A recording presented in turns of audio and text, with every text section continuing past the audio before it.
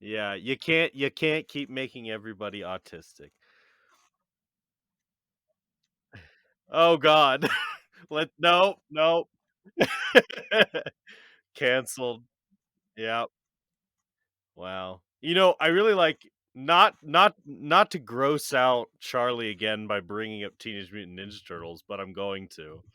Um, in the 2011 version, it's very clear that what they're going for, is that Michelangelo has autism or at least Asperger's, and I think that is they handle it really well, and I have yeah, I think it's very good. Like, there's a whole episode where like Donnie is like trying to like Raph or Leo doesn't get why Mikey is so bad at paying attention, and like Donnie is just he's like the only one who really gets it, and he's like, no, Raph, he's special, man. Like, you don't understand. Like, you know. Oh no.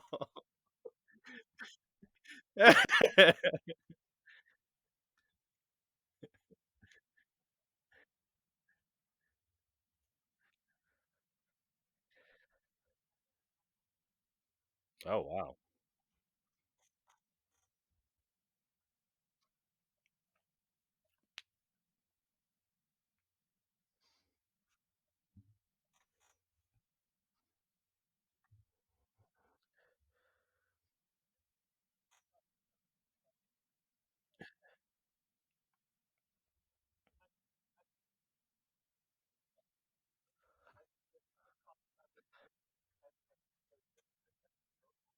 Hmm.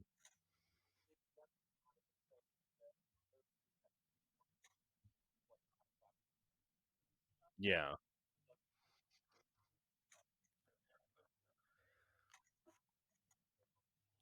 Yeah.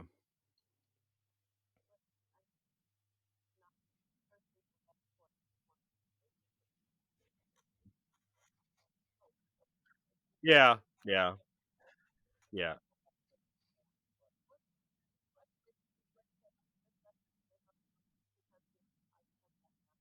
Mm. Yeah. Yeah.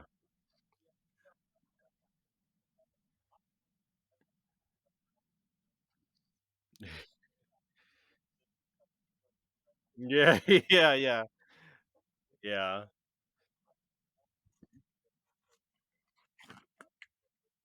Mhm. Yeah. That'll do it.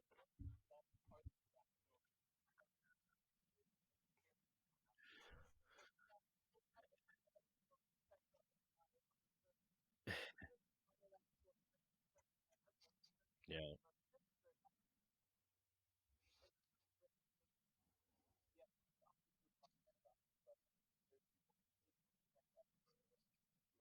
Right.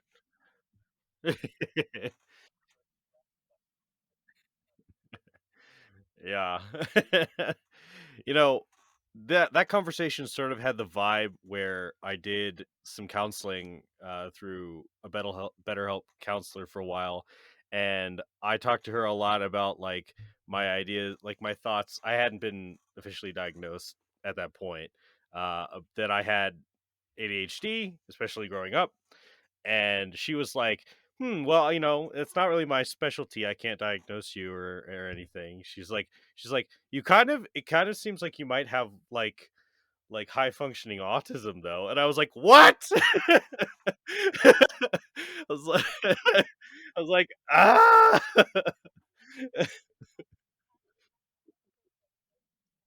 Mhm. Yeah. Yeah. Right. Yeah. Yeah. Yeah. Yes. Yes. Indeed. Yes. Well, that was yes. Yeah. Who doesn't? But yes, I do. Yeah. I like oh, I was just gonna say, like, I still sort of gaslight myself as saying that, like, it's all in my head, but I actually did talk to, like, a clinician, and they asked me a bunch of questions, and they said, "Yep, yep, we'd say, like, at least ADD." And so I was like, "Oh." Yeah.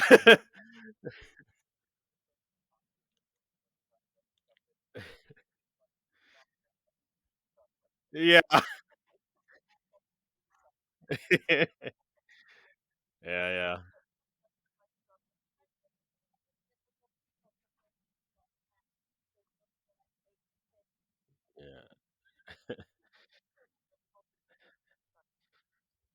Yeah.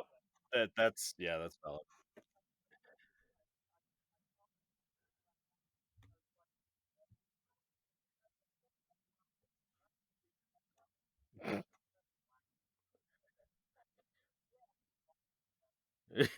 Yeah.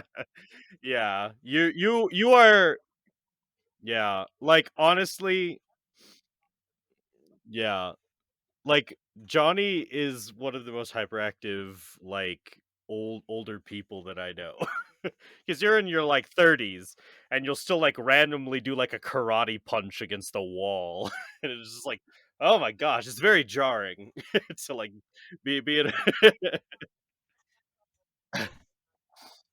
Mm.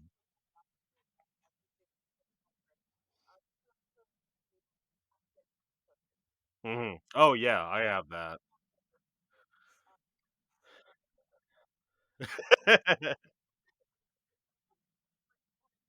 Yeah.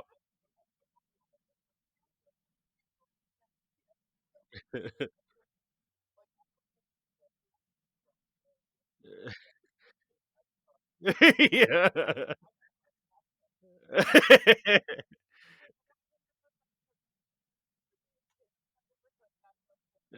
Yeah, yeah, yeah.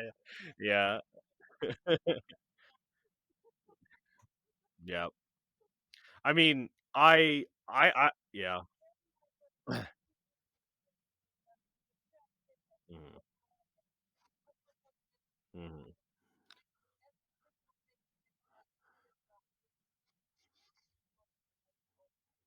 Yep, yep, yep. I mean, yeah, yeah. I yeah.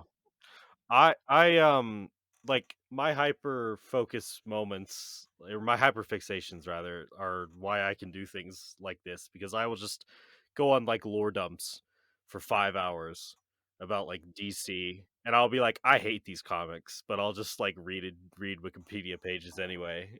It's like and then I wake up and I'm like, "Wow, I should have done my taxes." But, yeah. So, hey, hello everybody. What question are we doing today? Is it do you have ADHD, and why? Uh when was the last time you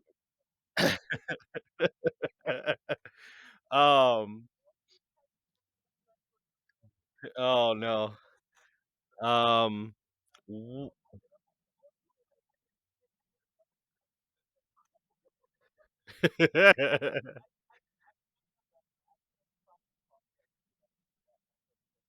Yeah, yeah. We'll do that at the end of the season.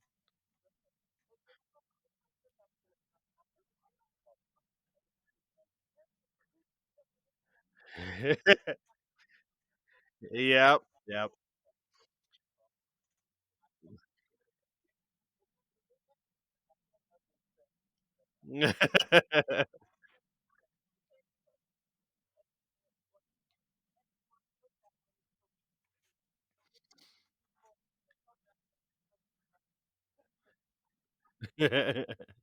Um, yeah. So, let okay. So, what question do we want to do, guys? Is it this week? Is it when was the first time you felt like a woman? Yes, yes. Good questions. We finally got to good questions because you did bad, medium, and now it's good. Where will we go from here?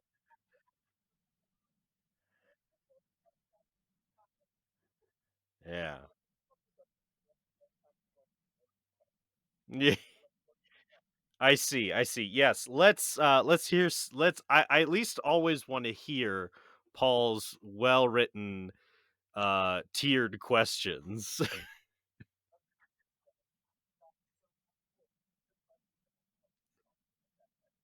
I see. Oh no.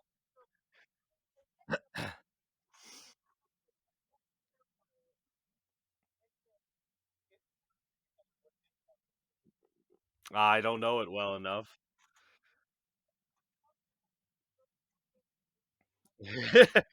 The one with the boobs. Oh no.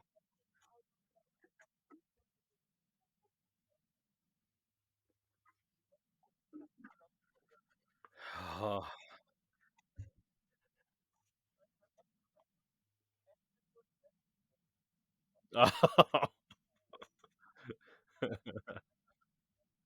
Mm, mm. Well, I can answer that last question from a DM perspective. If this were an Avengers game, I would be Stan Lee, or as he is in the Marvel Comics universe, like literally God, I think.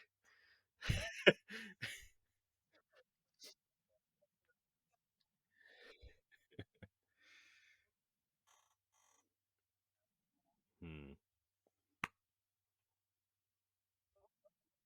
I don't know.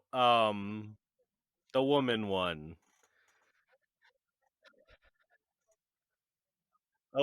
A women.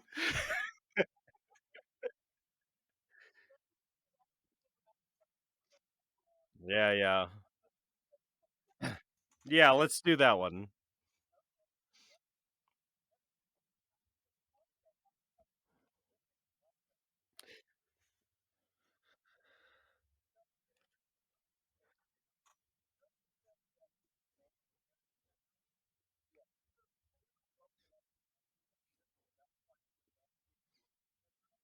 Are you dysmorphic, Johnny?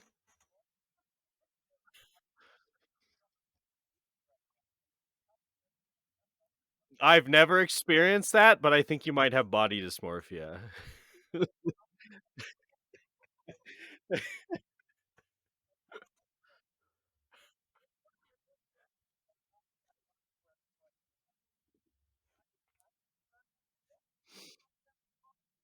Hmm.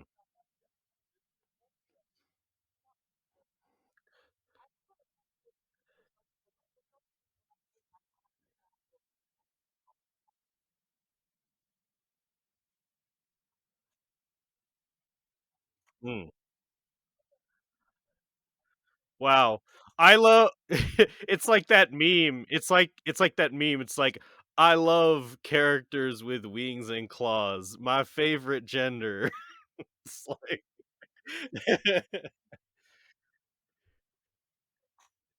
Yeah, yeah.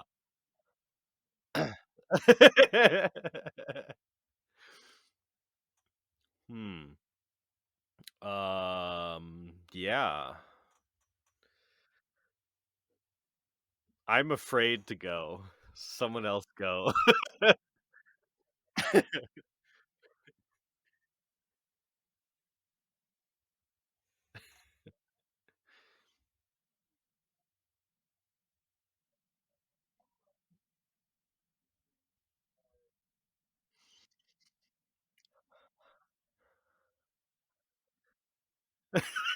Yeah.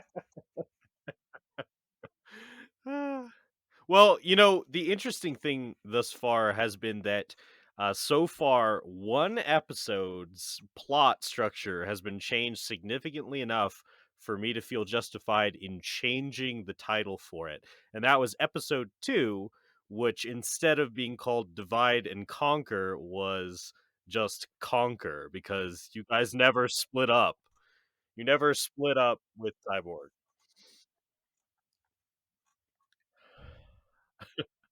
Yeah.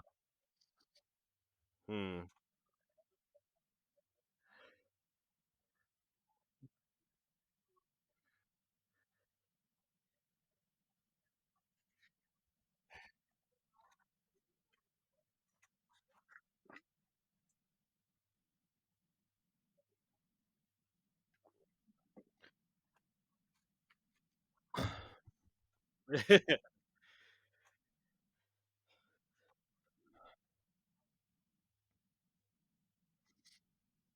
Mm. Yeah.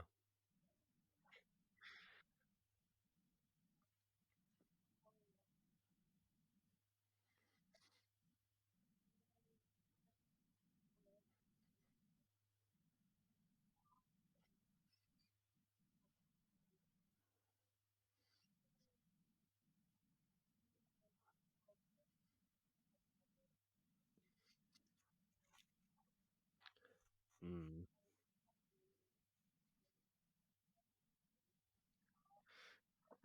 Yes.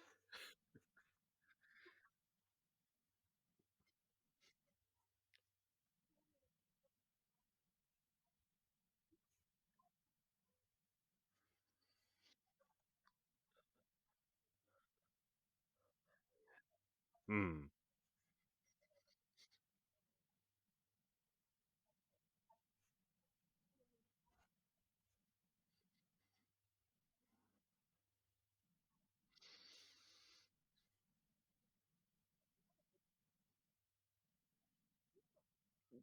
Yes. Dude, I'm gonna fucking ball. We are gonna have a cry off.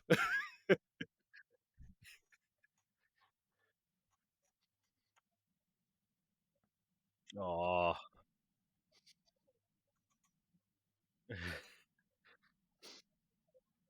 Bro. Yep, yep. That's gonna be crazy.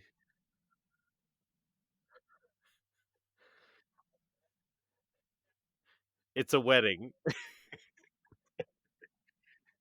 We're not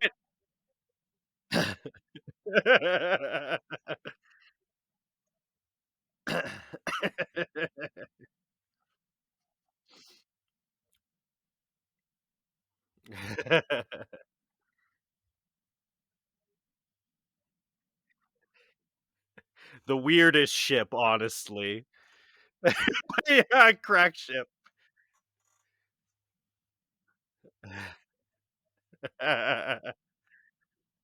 Yeah. Yeah, nobody like, there's probably, like, one person who's, like, extremely devoted to that ship,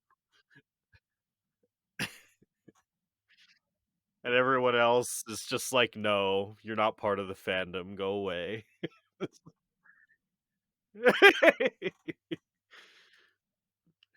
Nice. Okay.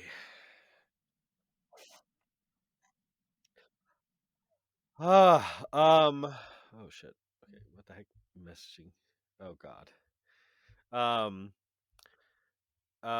so I don't know if there's a time, like, kinda like Johnny said, I mean, I wouldn't feel anything, but I would think a lot about, like I would just wonder a lot, like, what is that like? Like, what is the physical experience like of being the other gender? I don't know what that is like, but, um, I I don't really have a moment per se, but I do think that like the feminine aspect of my personality is very important to me. So, like for instance, I don't really I'm not one of those people who's like mastic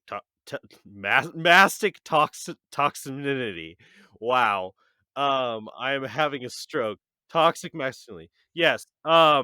I don't go like super crazy with that. Like I like my masculinity as well.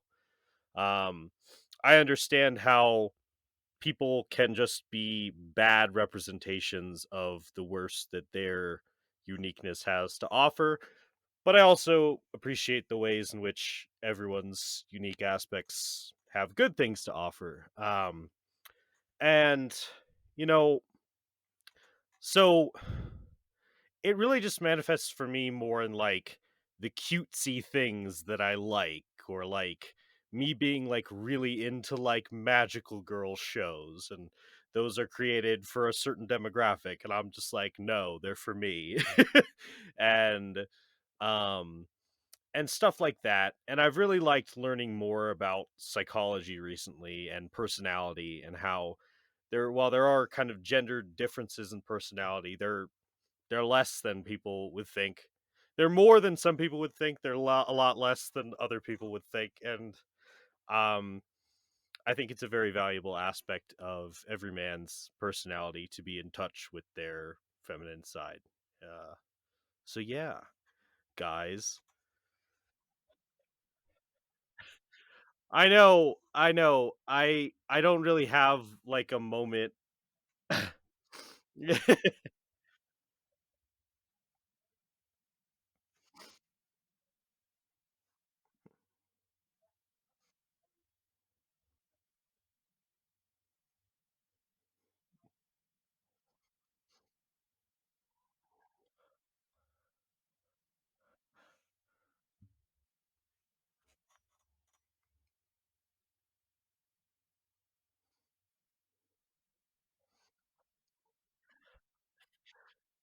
Yeah.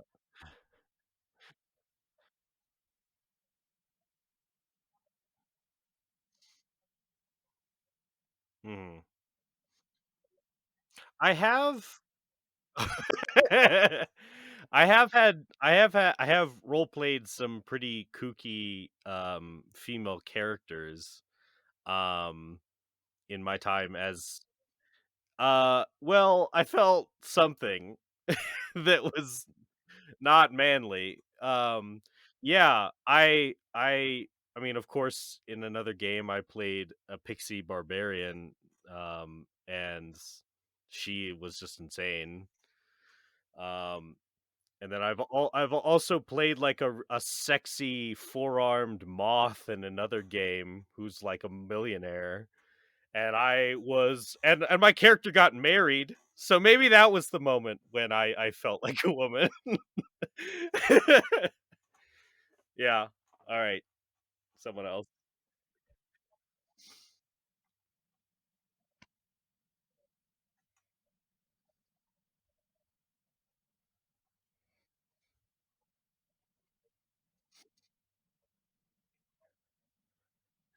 Oh, that's great.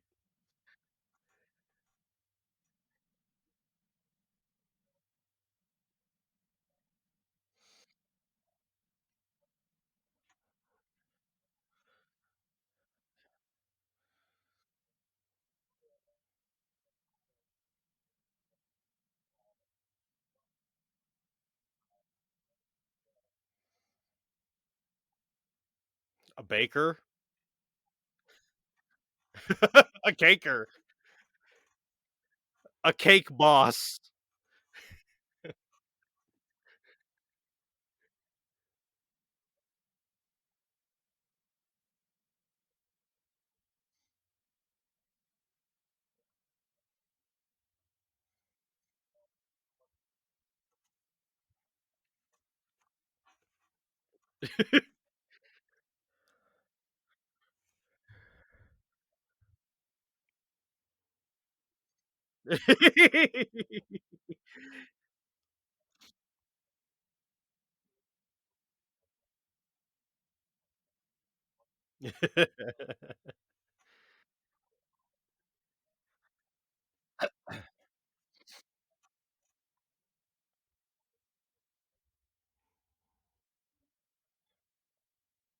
Hmm.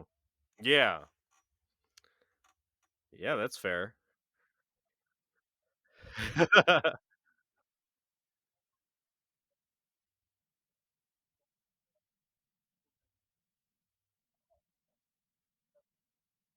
Mhm.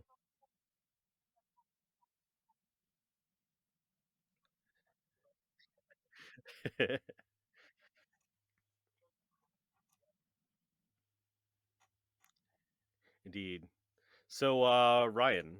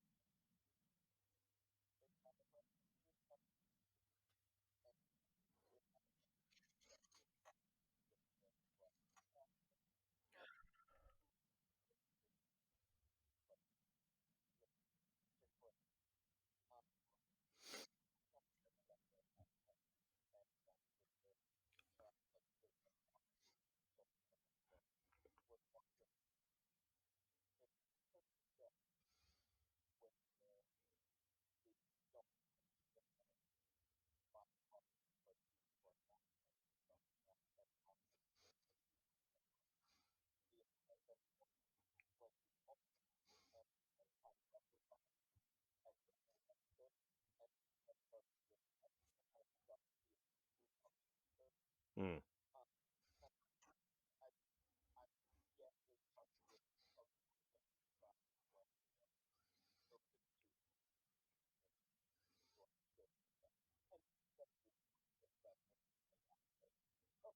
Yeah.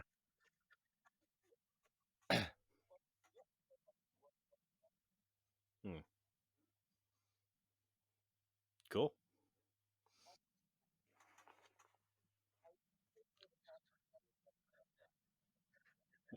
Yeah. Mhm.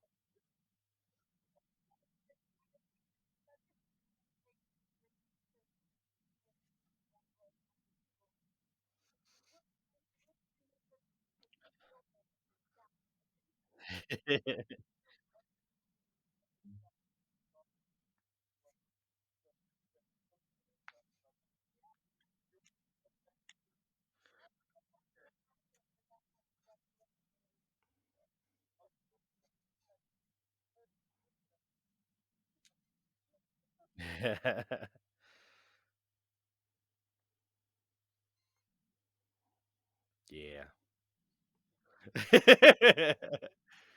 So, Charlie, are you a blob or a woman?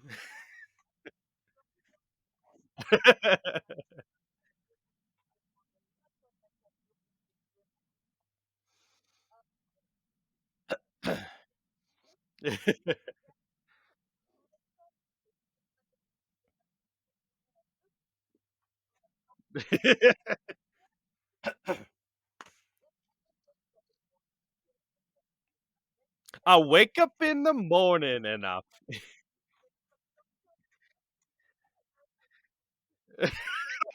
futa, futa.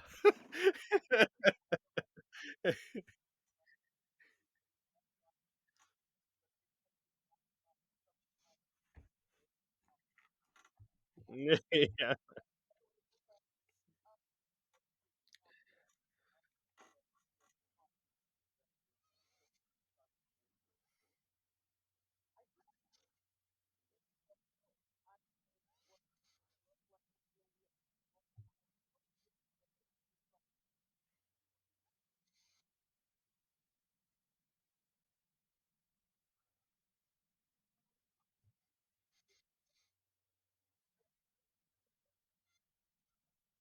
Yeah.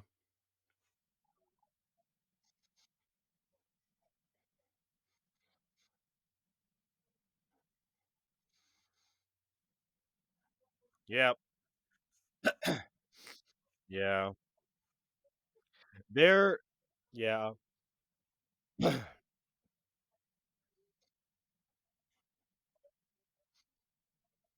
Yeah.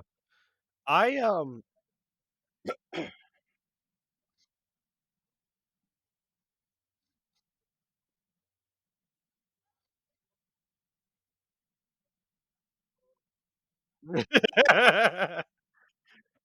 Yeah. Wow.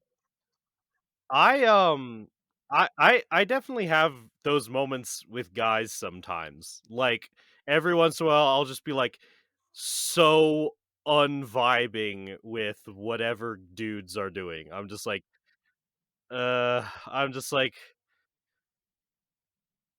I'm like, "Oh god, if you mention football, I'll kill you, and then maybe I'll feel manly."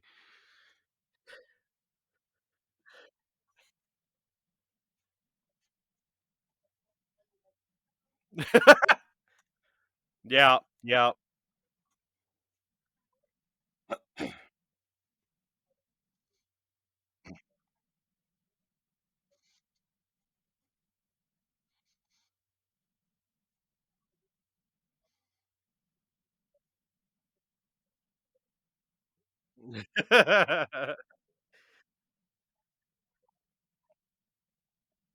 Yeah. You know, the funny thing is well, I was just gonna say, the funny thing is I think that was your same answer for when you felt like a man. Okay. Mm.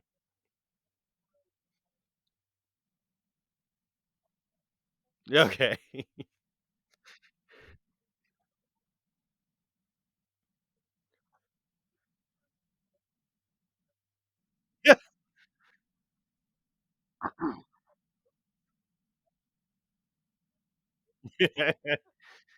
Yeah.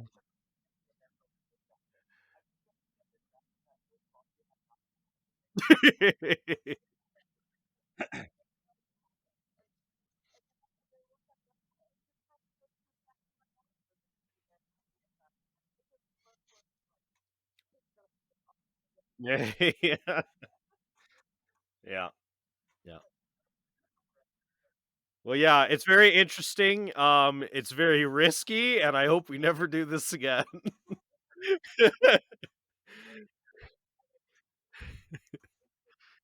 Yeah.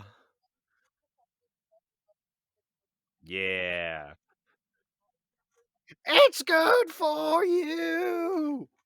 That's the song. Um, Hot Kool-Aid. Yes. Yes.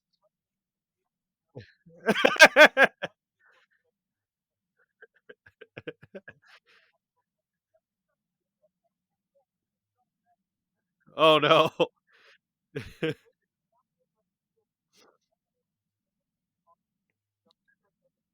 Oh god. Uh, yeah, please, I am not endorsing any crimes on this podcast. Oh, okay, no. Um, uh, um,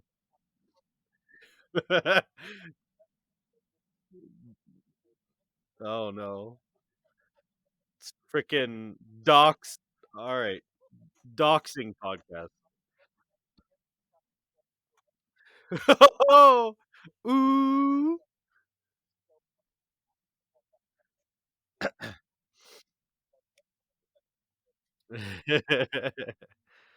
Okay, so with that question, I think it's time we get started with this episode of Teen Titans Roll. Muzak. Yeah. Okay. Indeed. All right. God. Now yeah. Now some of that was before the question portion, but yes. um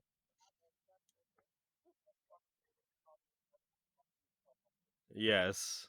Um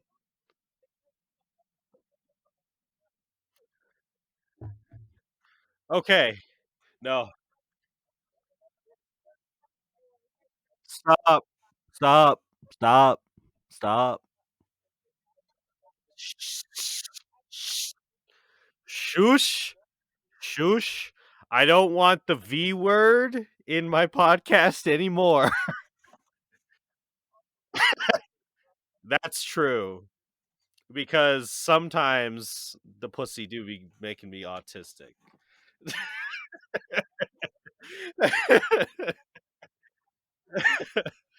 Alright. Shut up. Shut up. Okay. Johnny, shut up. Okay. You you will have the opportunity to do many things in a moment. So now, okay, we're going to start the podcast. We're going to start the podcast. Okay. So, opening scene. It's been a stressful few weeks since recent events, but finally, the Titans, you are settling down for a much needed day of R&R. The scene opens at the local park in Jump City, where on Cyborg, you are grilling. You have some things uh of Beast Boys that you're grilling, some tofu dogs, but you're also grilling something for yourself. What are you grilling for yourself? No. Okay. Yeah, yeah. Okay. All right, fine. Fine. You're cooking lamb chops. Awesome. Your lamb chops are finally looking ready.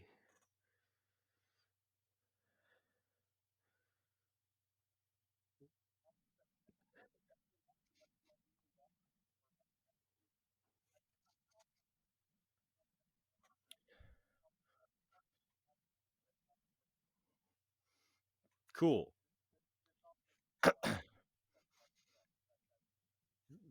Cool.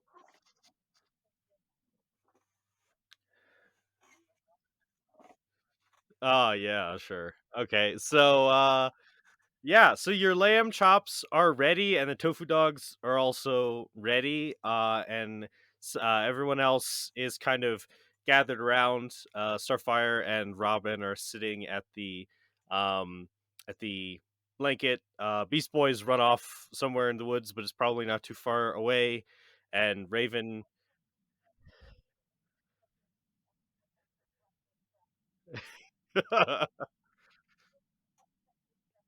ah, very good, very good. And even Raven has found a pleasant shaded tree to meditate under.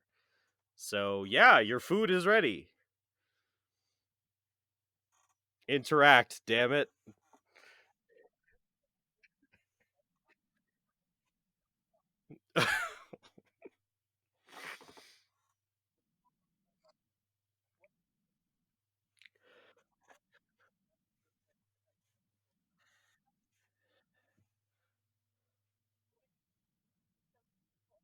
Yeah, Starfire, what were you eating? Oh no. Yeah, you guys. No,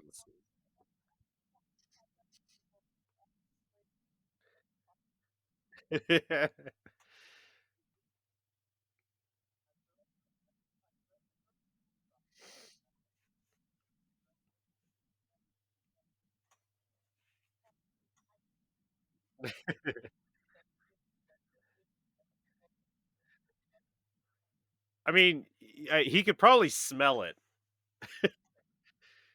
Yeah.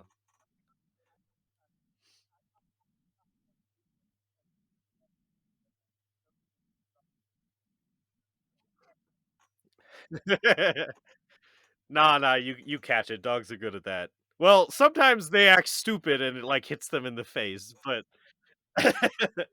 so I mean, yeah, you could roll dex as a dog if you want to. I don't know. Get your cards.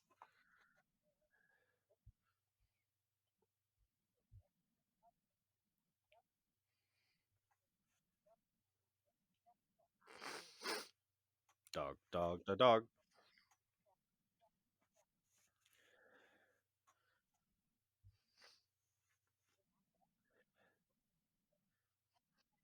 Yeah, that's pretty much the dog that they have.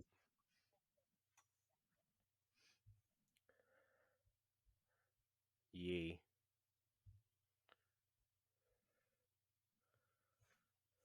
Oh no. The dog definitely does one of those derp dog things where the sausage like bounces off of its face and it's like ah and like you fall over on your back.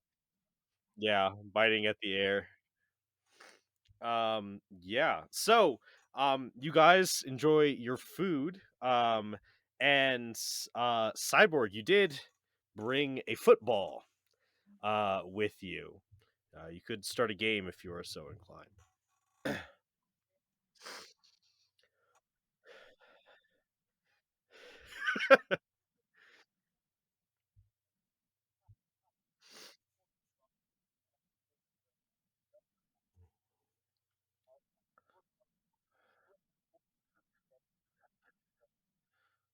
All right.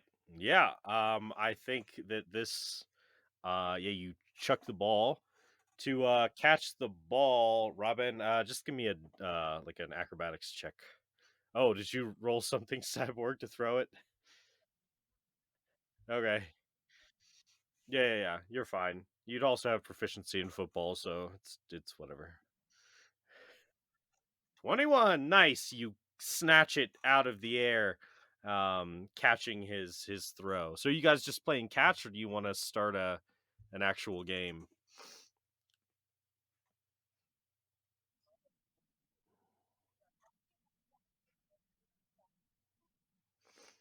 cool, cool. You do the thing in the episode where everyone goes, "Yeah, football, yeah," at the same time, and Beast Boy goes, "Oh yeah, give me the ball." uh, yeah, yeah. Who? Yeah. So, I guess the ultimate question is, Raven, are you at all interested in this?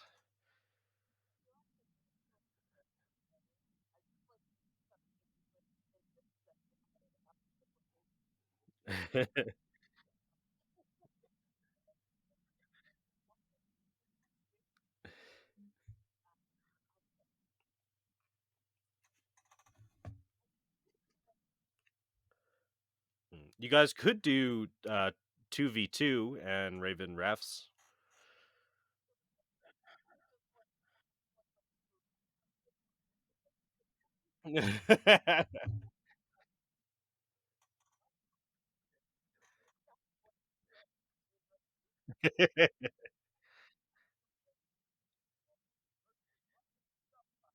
That is wow, that is literally what happens in the episode. Yes. Yes, no, it's good. Let's do it.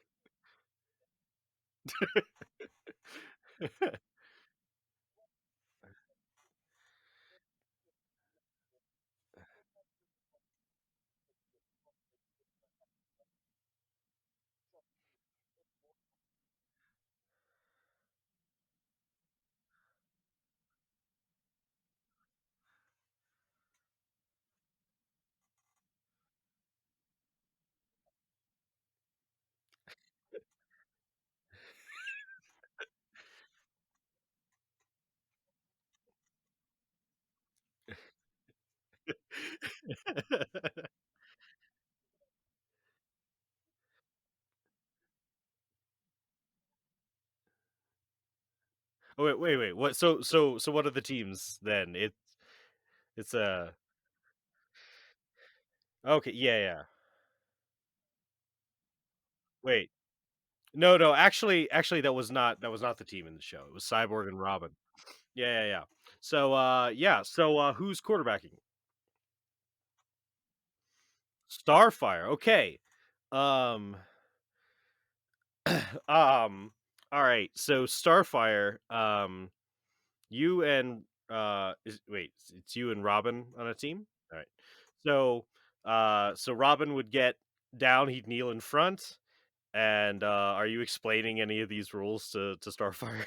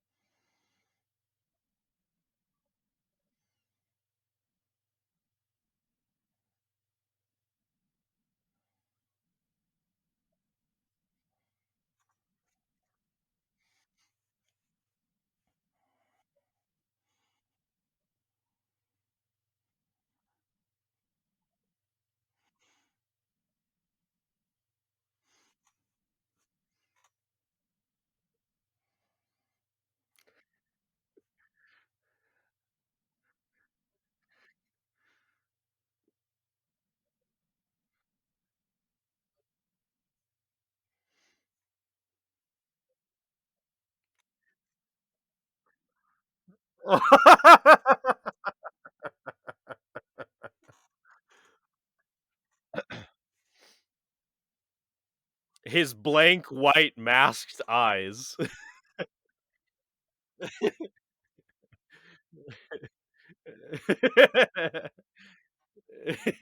Love is X-ray vision.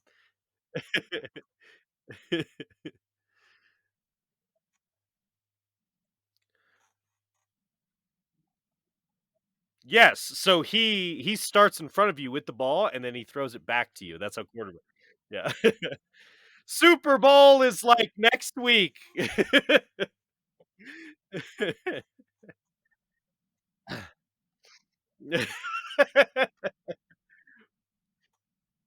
Super Bowl, sponsor us.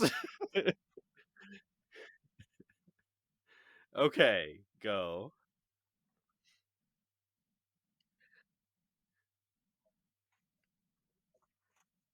Alright, so you catch it, Starfire, it's not that surprising, it's not moving that fast for you. Uh, and you see, so now you have, Beast Boy, I believe, in front of you, he's counting down, and,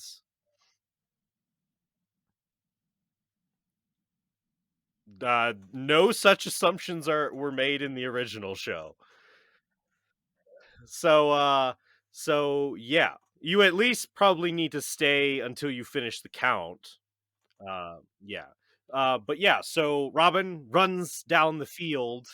Robin is running down the field, and Cyborg is pursuing. Um, and so, yeah. um, well, so it's like a park. So you guys are running to like the edge where I guess cones are set up in the tree line. Um, so okay, who has more movement? So like what is? Go ahead. Okay, yes, yes. Monks. So yeah, you are outpacing.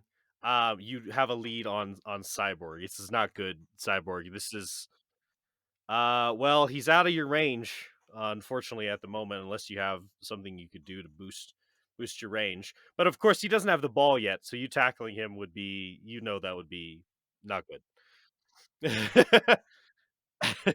Yeah. So yeah, so Starfire, what are you doing? He's farther down the field, kind of like how he pointed out to you.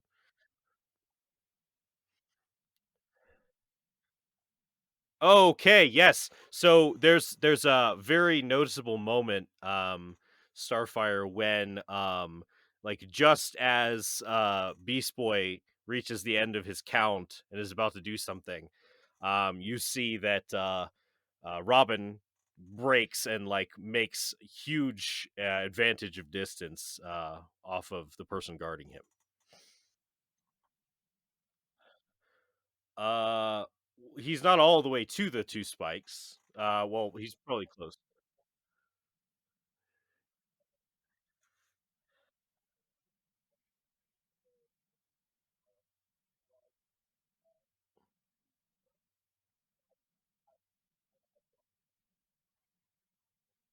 Hmm.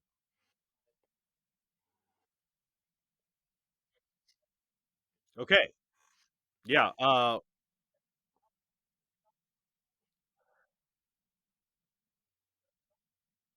yeah, he probably wouldn't. Yeah, yeah.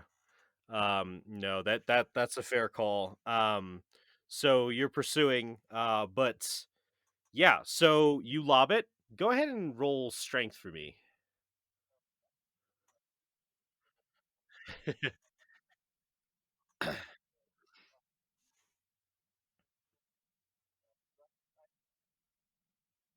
No, it's yeah, just a straight strength. Yes. You lob it. You're like, "Oh, I'm gonna lob it lightly," and you do lob it, and it is going very fast. Now, I think it is going in the proper trajectory so that like it will go near Robin. Uh, like it doesn't just fly off into the sun.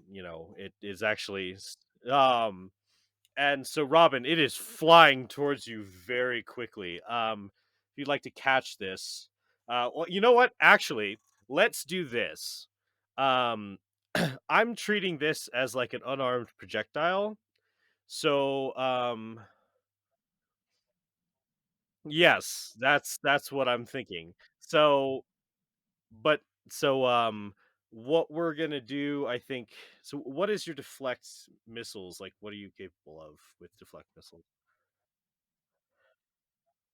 Hmm.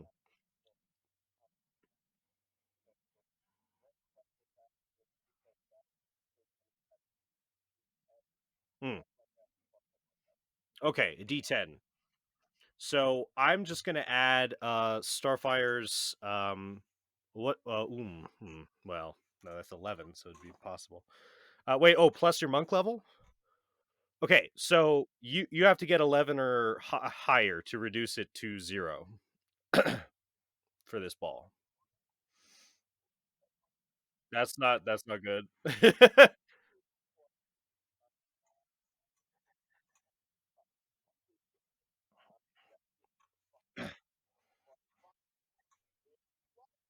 Yes. So you do catch the ball, and it like slams into you. It actually lifts you off your feet for a second, and then you stumble as you keep running.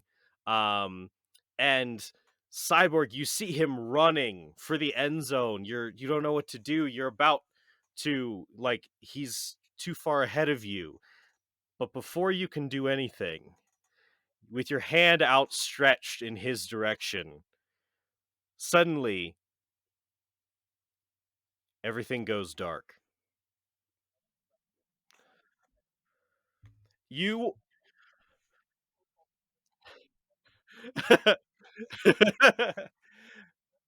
um yeah, I'm glad I stopped that. So everyone else, you see as Cyborg is running, suddenly the lights on his circuits and on his body, they start to fade and they go a dull black, and he slows down and crashes down to the ground.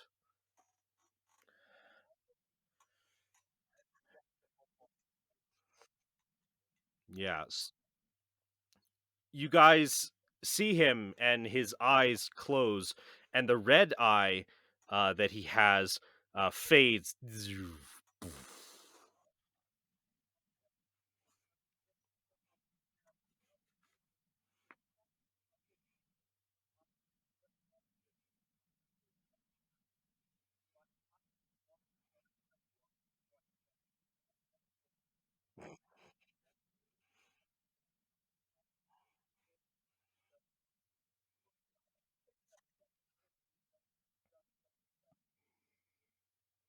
Hmm.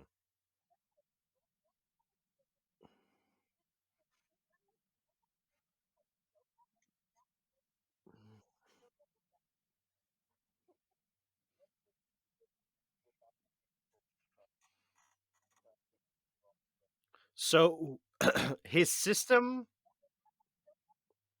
so um as you're trying to, you've kind of bolstered his magic, like his magitech, like electrical output before to like restart him. However, there's like, you've never seen him, Robin, in this low power of a state. um as you're working on him, suddenly, after a few minutes, he does start, the lights do start to light up again. It seems that a system is rebooting on its own. Um, and Cyborg, from your perspective, you see, like as if looking at a screen, um, you see this symbol. It says backup power, and there's a timer set at 30 minutes, and it starts to go down. And you know now what this is. This is every couple of years you have to recharge. You have to spend um dedicated time to actually spend a few hours to recharge your systems fully.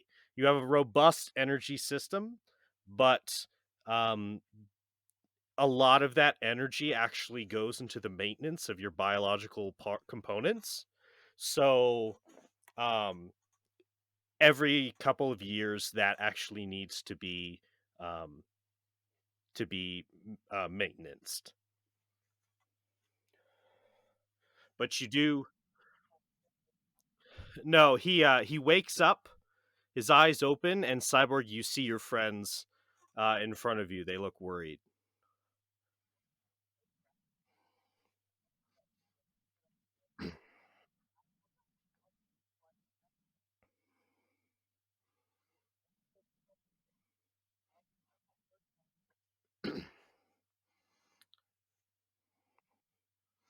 Suddenly,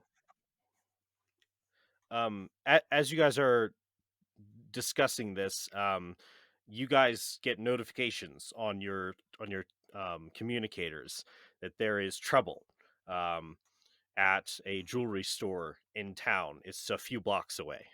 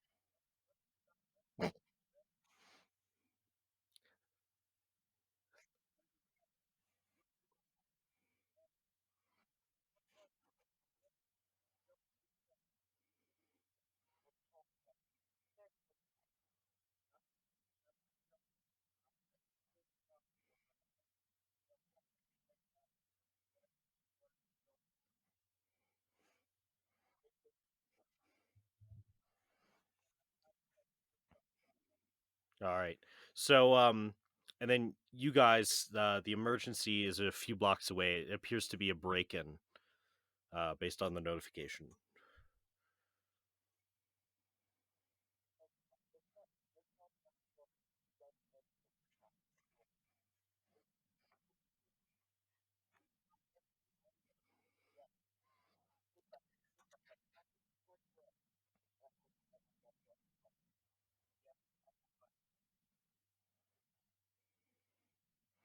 All right. So you guys run off to the emergency. You get there. There's a jewelry store. It appears to be in the process of being broken into. There's a man in there. Looks to be a moon elf of some kind, very blue, and he um,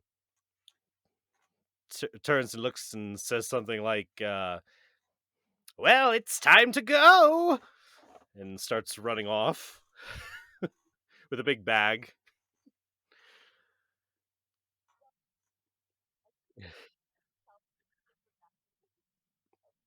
Hmm. Let me look at this. um. So for objects, hmm. So yes. So and 2 tons for you. If the object is worn or carried by a creature, you must make an ability check with your spellcasting ability and tested by their strength. So, it is your the plus 10. Well, an ability check with your spellcasting ability. So yeah, it's the plus 10 and his strength, which he's not very strong. Um yeah, let's see.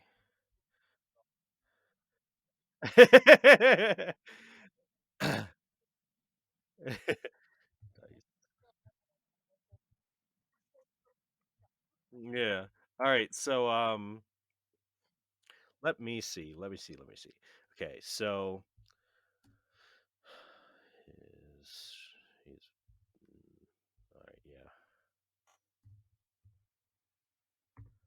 No, does not. So, let's read. Yeah, you pull the object away from that creature and can move it up to 30 feet in any direction. Well, yeah, you do yank it out of his grasp. He's like, "Hey!" He's like, "No." Yeah, no, but you yank it out of his grasp. He's like, "Oh, that's not very nice." I'm gonna need you guys to go ahead and roll some initiative.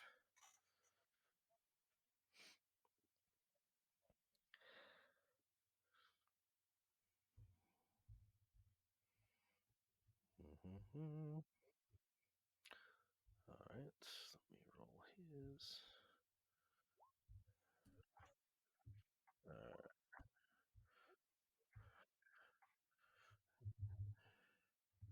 all right, let me get my tracker up.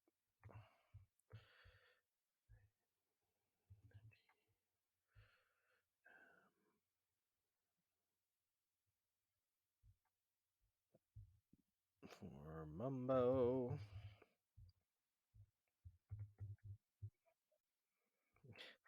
All right. So, Starfire, what was yours? 22. Okay, thought so. Star. All right. And Robin, what were you? 18. 18.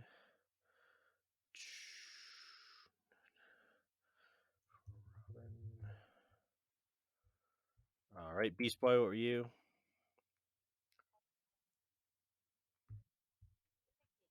Okay, I see. Yeah, I'll look at the thing. Okay.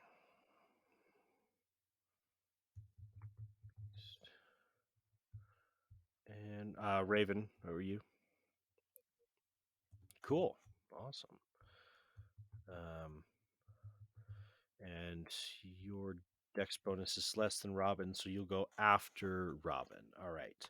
So, all right. So, yeah, you guys have initiative on him. Actually, all of you. So first, it's Starfire. There's this strange man. He oddly has a mask that like looks very similar in style to Robin's mask. Other than that, he looks like some sort of clown with a hat.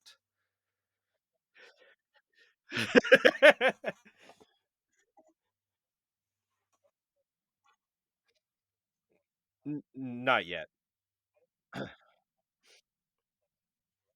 Hmm.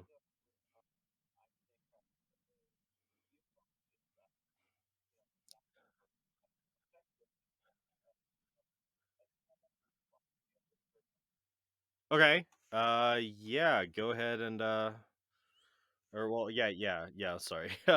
So it's a wisdom. All right. Okay.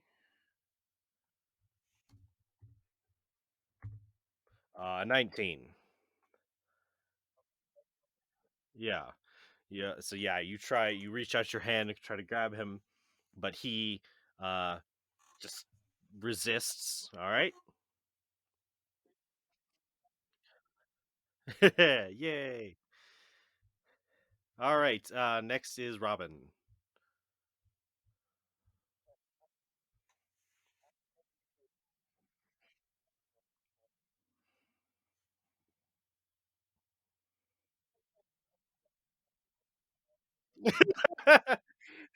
Okay. All right.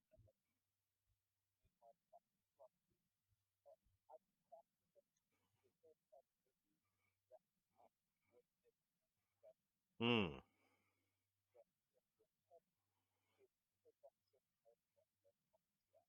All right. Very cool.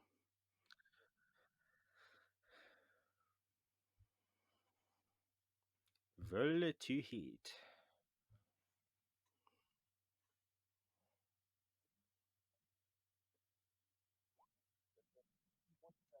Yeah, that'll hit.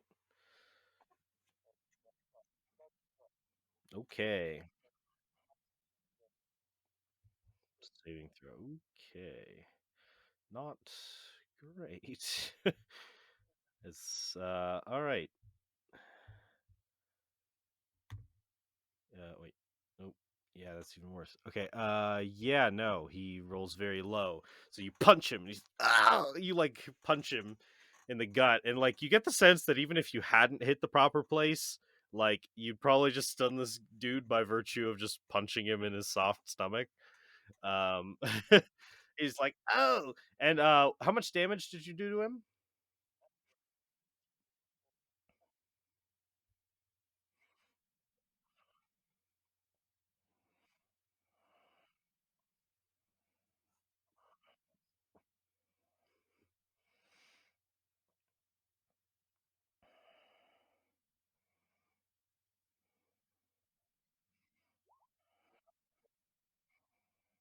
9 points of damage. Okay. So, yeah. All right.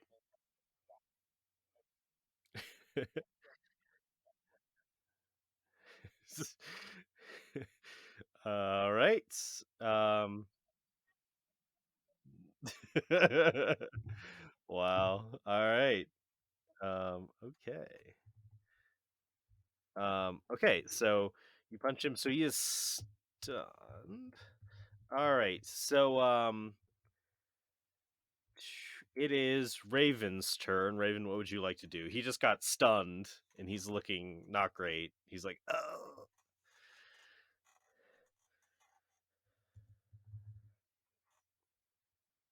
Raven. Ravens.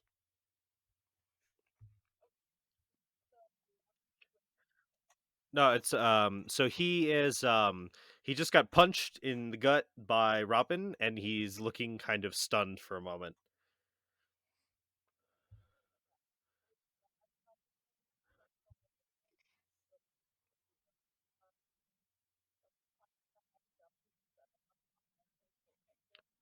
Okay. Yeah,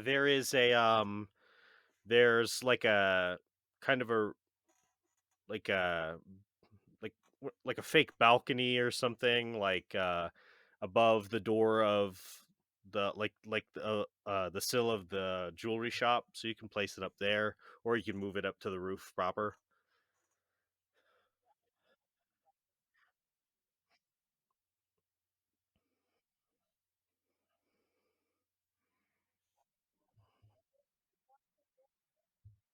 All right.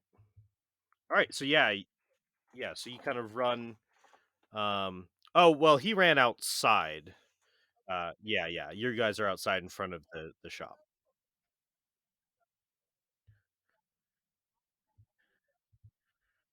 Mhm.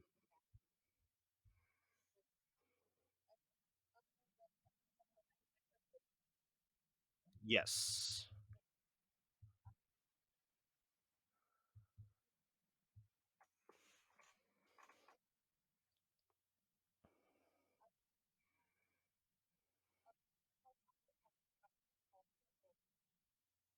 Okay. Yeah. There's a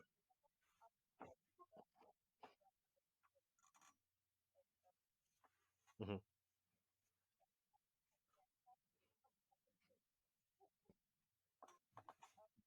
Yeah.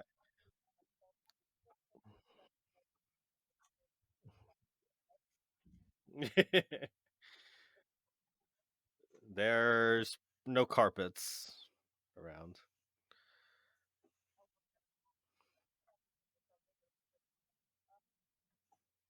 Yeah. He kind of ate shit just a second ago, so he's like not going to be doing anything for a hot minute.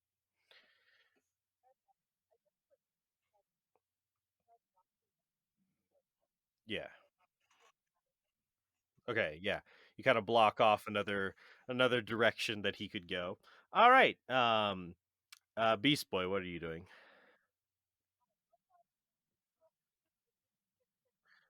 Yeah, you're all within the range. He didn't get an opportunity to run away yet.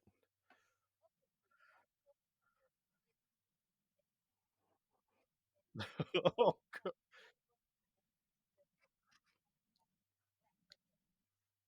All right. Okay. Yeah. So you do so. So go ahead and do whatever you need to do to apply the. Okay. All right. So yes. Yeah. Yeah, you do have advantage because he's incapacitated or stunned.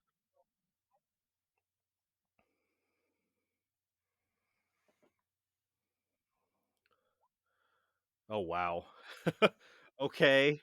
So yeah, go ahead and roll the damage. Yeah.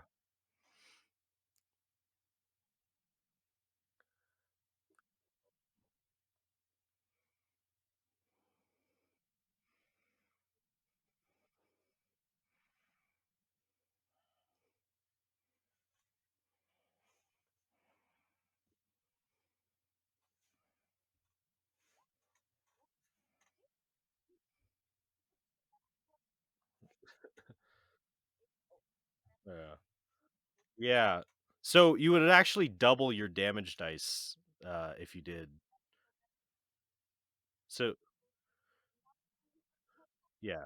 Well, yeah, just go ahead and roll another d8 because that's how you should do it. Yeah, just another d8. Okay.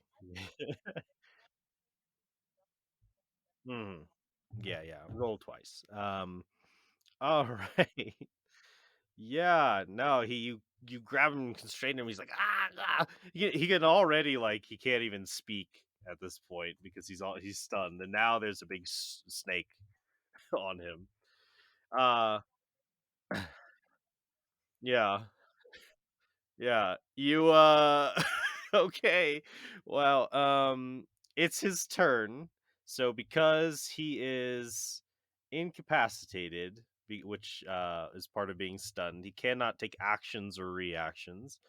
And because he's stunned, he can't move and can speak only falteringly. And you guys, yeah, I won't go much more into it than that. But he just kind of like, ow, gosh, you dicks.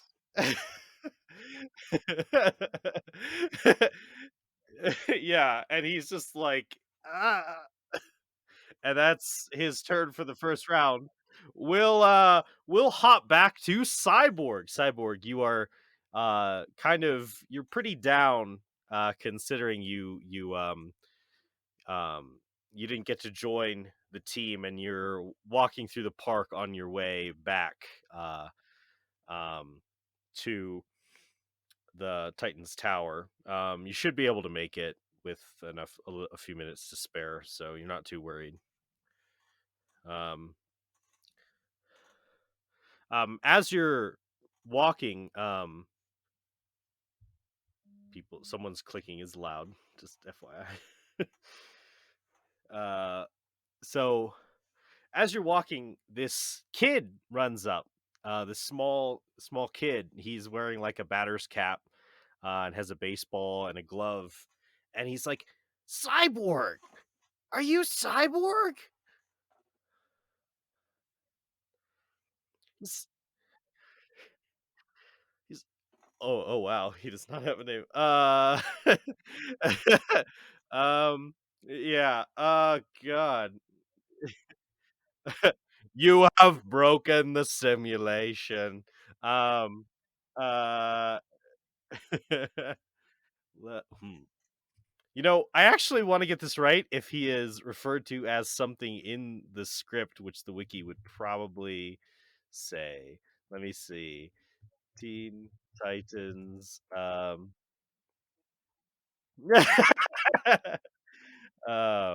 some of his parts. Yeah. Um, so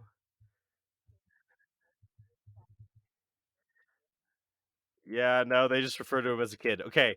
I'm gonna say his name is Kyle. That's a reference to something, but whatever.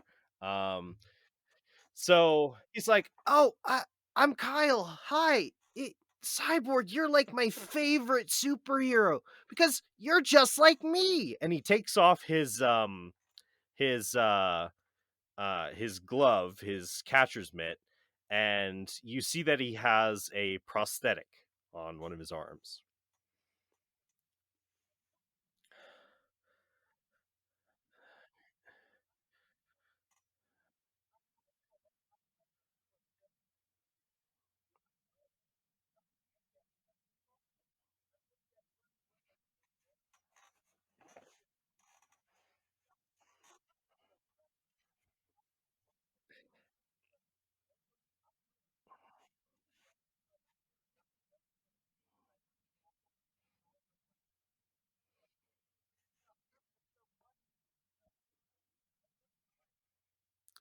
He says, my parents told me not even to tell people I admire that kind of information. Sorry. If they're strangers, sorry. I know you're not a stranger, but like,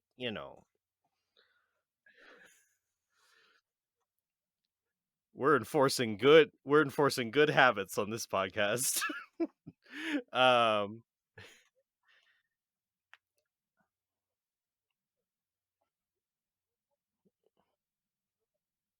uh, okay.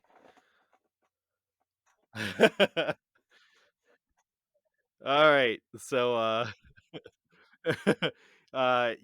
keep moving along. You get another proximity kind of like alert. The screen with your timer comes up. It's just another like it's like a location ping for the emergency going on with the rest of your team. It's pretty normal for it to go off a few times when there's an active emergency, and you're just sort of reminded of what's going on without you.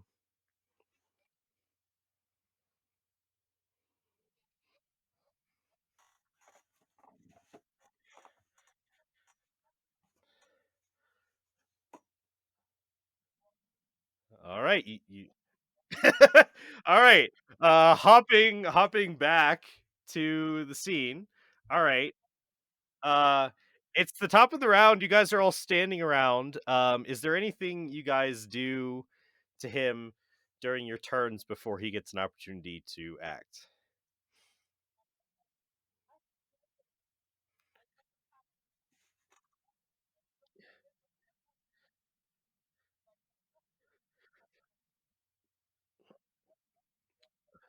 Uh I don't I don't know.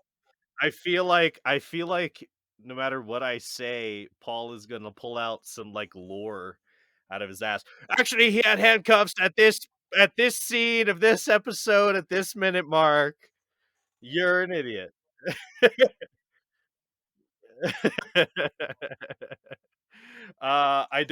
I don't think you currently have handcuffs though.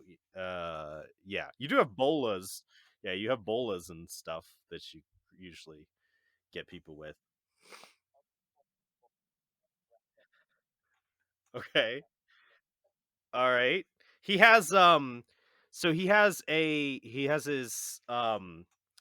in one of his hands he has a wand. Yeah. His arms are like and he's like loosely holding on to a wand in his hand. Looks like a generic like magician's wand.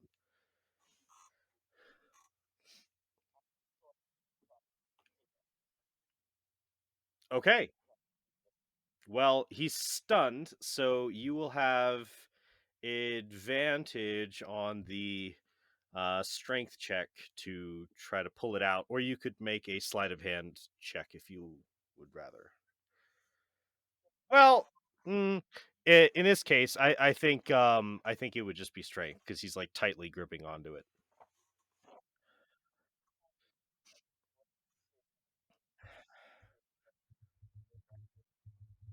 Well, it's an ability.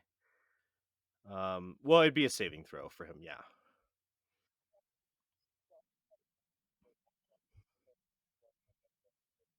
Hmm. Oh, that's true. I was reading that wrong. I was reading it as they had disadvantage. So actually, yes, you could just pull it out of his hand if you wanted to.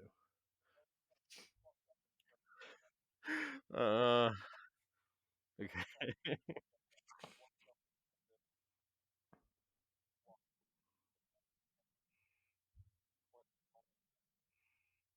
Okay. Let me read arcane focuses.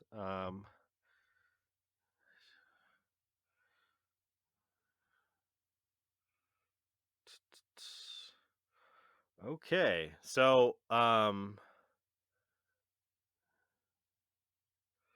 So basically you have his arcane focus now. So he is sort of fucked for anything that's materially based as far as spellcasting. Um so he yeah, is there anything else Raven or Beast Boy that you like to do? Or Star?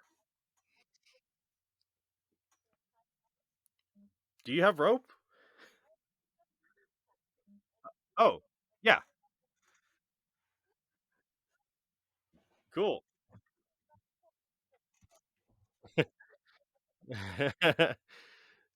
Yeah, cool. All right. Yeah, you get some rope out. Uh all right. All right. He is triply fucked right now. So, um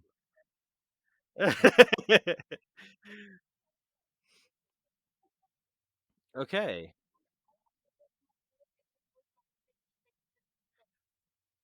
Uh,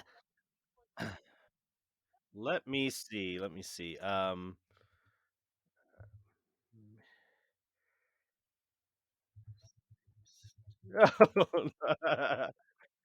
Oh, wow.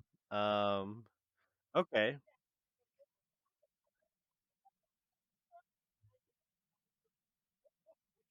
Okay. So, if you guys don't do anything till his turn, um, so he is stunned for how long, Robin? It's-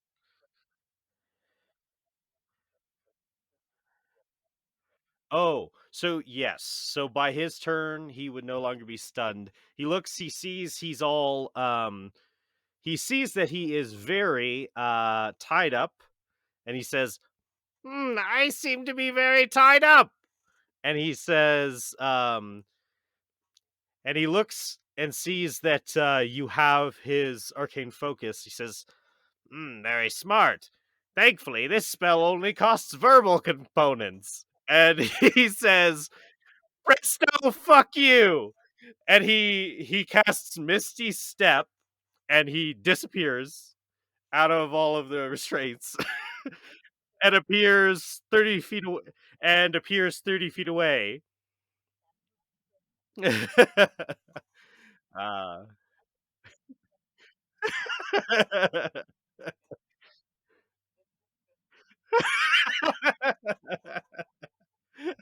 okay.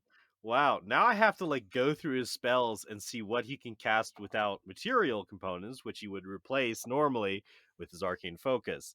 So, this is very interesting now. So, okay. So, actually, the place he would teleport would be up onto the yeah, the thing where the money bag is, and he grabs that, and he grabs that. Let's see. Um, so he could cast a cantrip that costs an action, assuming the thing does not cost anything bad. I think. Um, Yeah, let me just check this. Looking up spell descriptions. Um Visual and somatic. Yes, so he's actually good because of an arcane focus.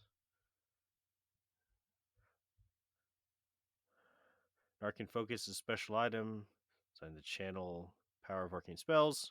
Sorcerer, warlock, or wizard can use such an item as a spellcasting focus as described in the spellcasting section. Wait, hold on. Just want to make sure I'm getting these rules correct. Um,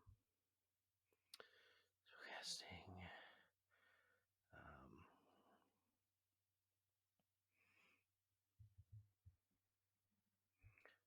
hold on. Can you without a focus? Yes, you can cast prepared spells which only require verbal or somatic components. Yes. So he says, it's like, it's like he says to you, Robin. He says, "You've got my wand. That's not very nice." I'm trying to come up with quibs on the fly. He'll probably say something like, he's like, "And you guys beat the shit out of me. Presto, fuck you." And he will cast firebolt at you, Robin, from up there. So he will. Let's see. Wait, what level is he? He's a ninth.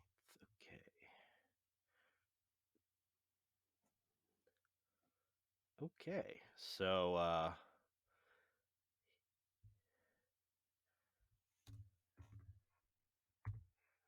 okay, that's a 23 to hit you. All right. So he shoots the fire at you, and you will take. All right.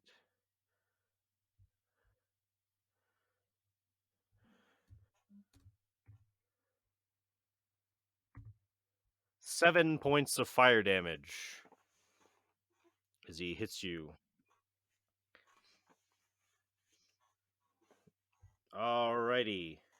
So with that, it's his turn. He's standing there kind of indecisively, like he has the bag in his one hand and he's looking at that. And then he's looking down at Robin, who has his wand. And he doesn't look he looks nervous. Like that would be a loss for him to flee without.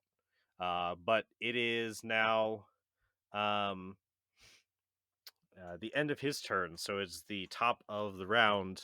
Starfire.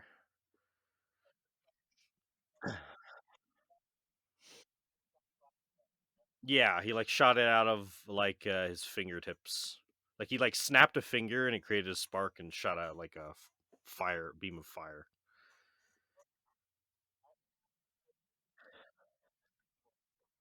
Mm.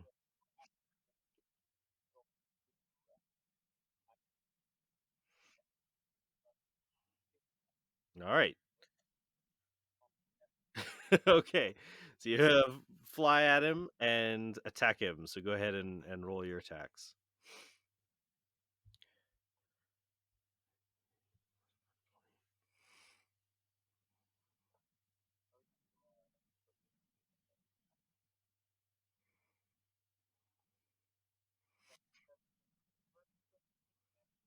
Okay, so as you try to hit him, he will cast well actually let me see if he can cast this. Um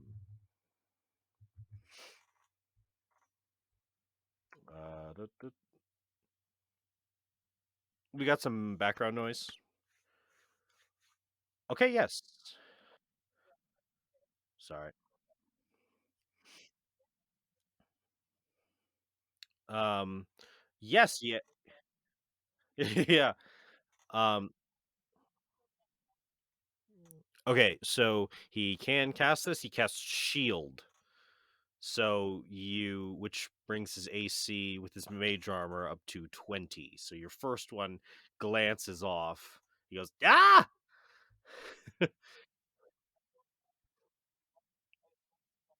Yes. He says he looks back at you and says, "Sorry, honey, I've got buttons of steel."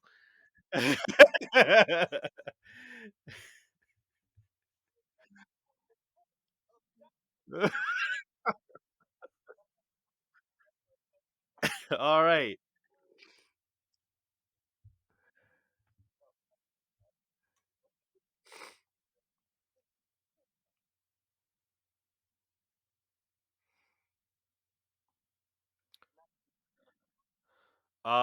That will still not hit as his shield is still active and bumps his AC to 20.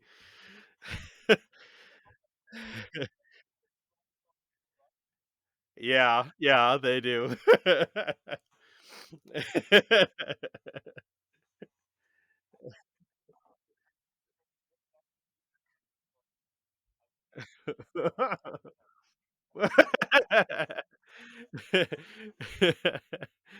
He says the glutes are a very important muscle group. All right. So, Robin, it's your turn. Yeah.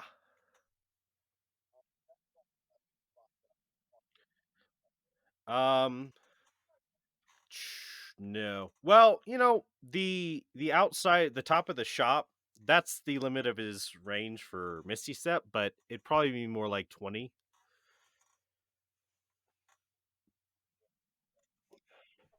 I don't know.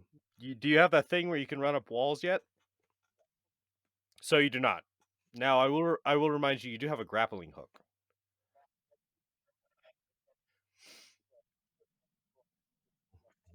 Right, right. Yeah, yeah. All right. Sweet. Yeah, so you shoot the grappling hook and you're up there. So that's your action for this turn, but you are now flanking him. All right, Raven, it's your turn.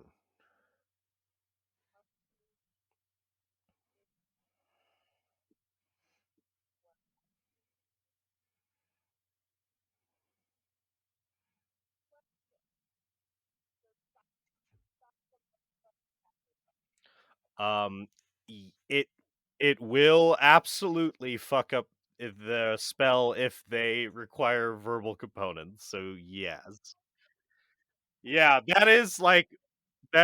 that is 50% of his reliance now, as he is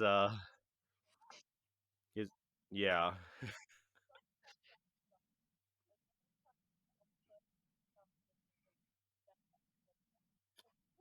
Okay, so I think those would probably both be actions. Let me just double check. Yeah, they both, that's all right. They both cost an action. Yeah. So you kind of, yeah.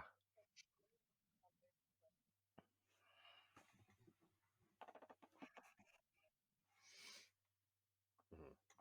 Yeah. Though do keep in mind, if you are within the cone or the sphere of silence as well, that'll affect your spells as well.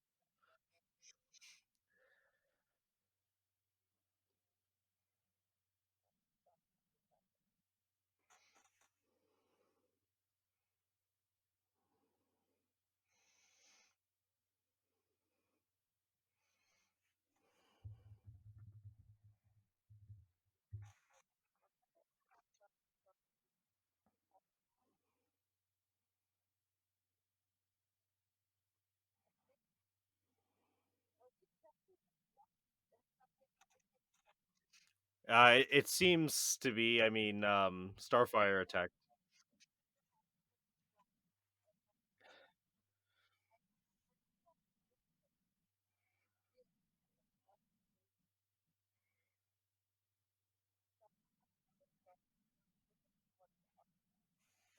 Yeah. Now I'll tell you that um spiritual weapon is. Mhm,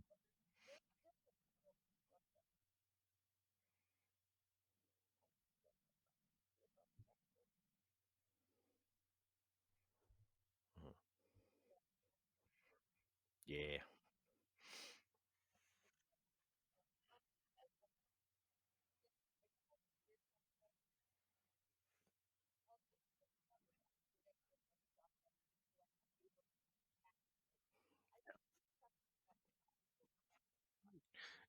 Yeah, I sort of decided that it was like a before the day ritual.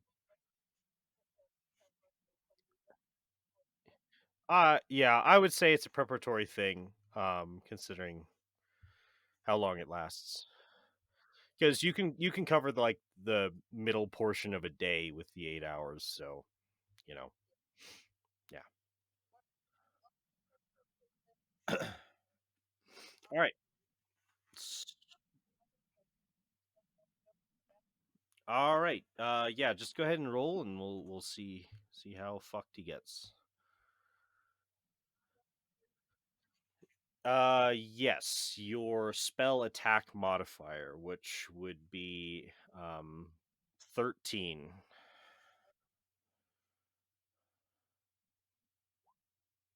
Yes, that'll hit him. So you what kind of weapon do you summon with the spiritual weapon? All right. Cool katana. You slash at him. All right, go ahead and roll damage. It's 1d8 or it's well, hold on, actually. Spiritual weapon is um if you just cast it at so you're casting it because you're a warlock, you always cast at third level now. So your damage actually will be 2d8 plus your spellcasting modifier, which is 10. So roll 2d8 plus 10. Okay, so this is force damage. Let me look at the rules for non-lethal. Well, yeah, it's. I mean, that's one of those things. It's like every new player is like, I aim at a thing, and unfortunately, D&D Fifth Edition doesn't really do aiming very well.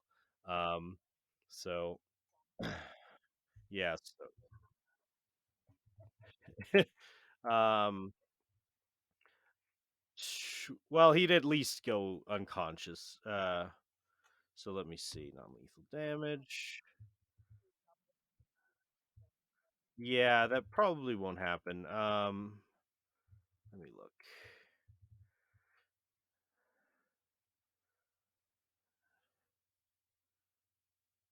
An attacker who reduces a creature to 0 hit points with a melee attack may choose to knock them out instead of kill them.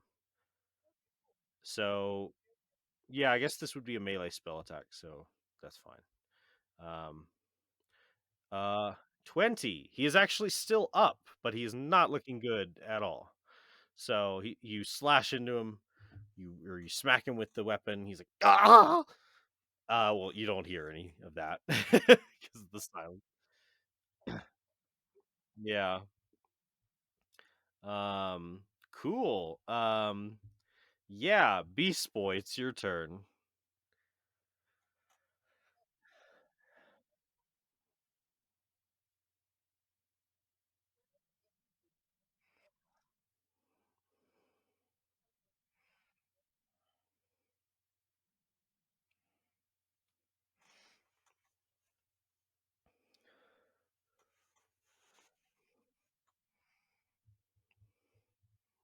Like a burb.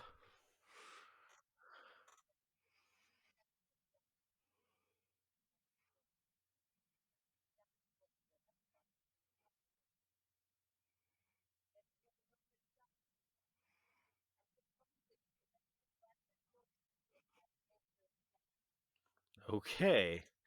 So are you trying to grapple him? All right. Yeah. So go ahead and make a grapple check. So it's an athletics check.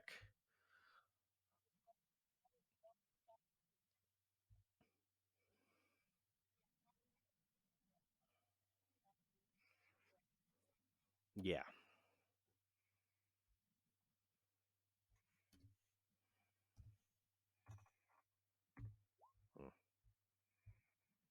Yeah, you succeed because he rolled very bad. Um, so yeah, you go up to him and you grab him as this big bird, and he's like yelling and screaming. It gets to his turn now, and he is yelling and swearing and probably telling crude jokes. The only one who can really tell what he's saying is Robin, because Robin took the feat where you can read people's lips. And it does not, yeah, it does not bear repeating, honestly. um, I want to switch. I want to take a directing choice here and switch perspective to like a kid licking an ice cream cone across the street, just watching you guys like beat this man up, fly up to this pedestal, and then suddenly the scene becomes like ominously quiet as you just continue to like thrash the shit out of him, and a big bird flies up and like picks him up, and and yeah, the kid just like quietly slowly licks the the cone. Um, we will we will go to Cyborg. Cyborg, do you deter from your path back to the tower at all, or do you actually go there?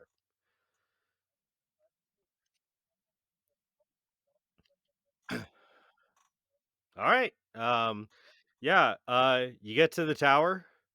You go in. I mean, I know this is probably not exactly all synonymous time wise, but I'm fudging things a little bit just for the cinematics of it. You get there, you go, you get out your equipment, you go, you start the charging process, and yeah, nothing really happens. um, okay, yeah, you're good. I mean, it will take a few hours for you, but yeah. And then which by which time, uh, let's resolve what happens here. Okay.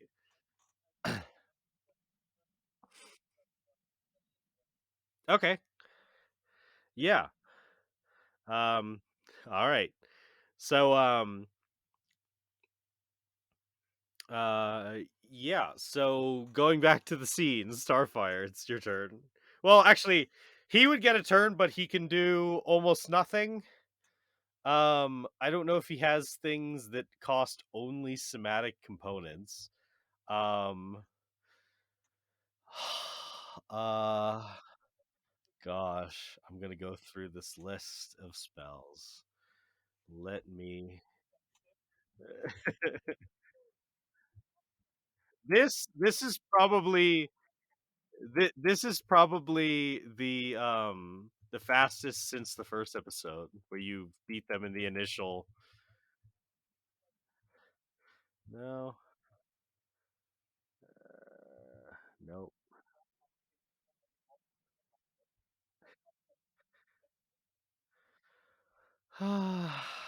Wow.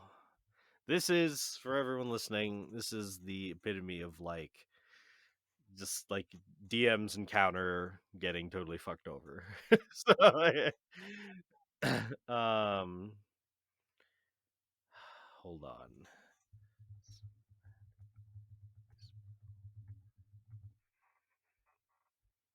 Mm,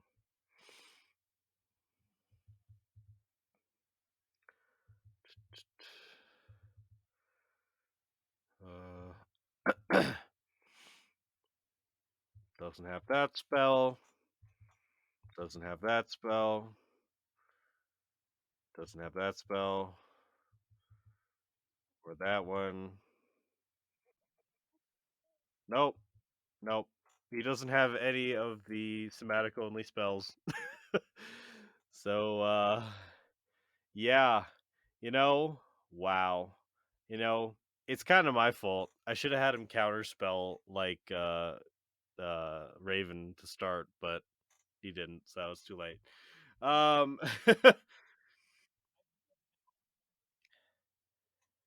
yeah.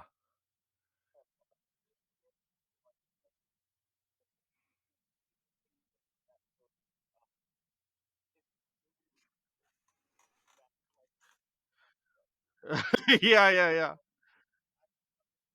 Okay. He's not gonna be able to cast shield the second time.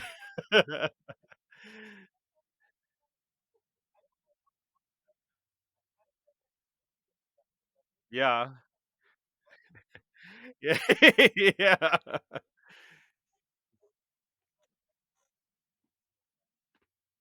Yeah.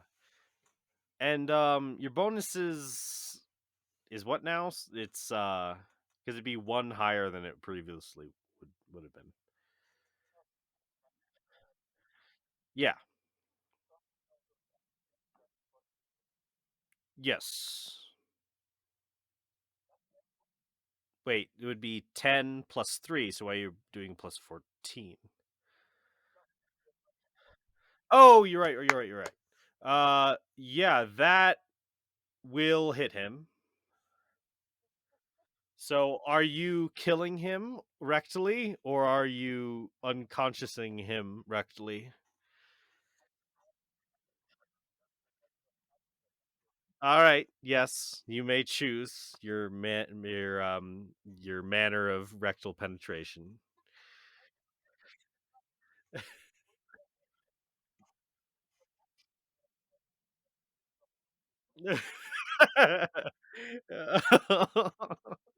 Yeah. Yeah.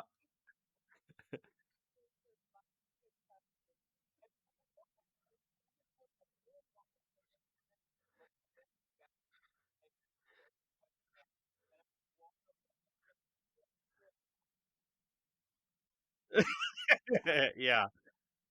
All right. Yeah, go ahead and roll damage. Yep. This guy is a mage. I mean, he's not very high in HP to begin with. Yeah, yeah, yeah. Yeah, I know. I'm just saying for like the perspective of everyone. Yep, you knock him unconscious as you kick him, and he opens his mouth and no sound comes out. But like Robin, Robin, you would definitely you don't need lip reading to know that it's probably the most horrible sound you'd ever imagine. And he then falls limp in Beast Boy's grasp.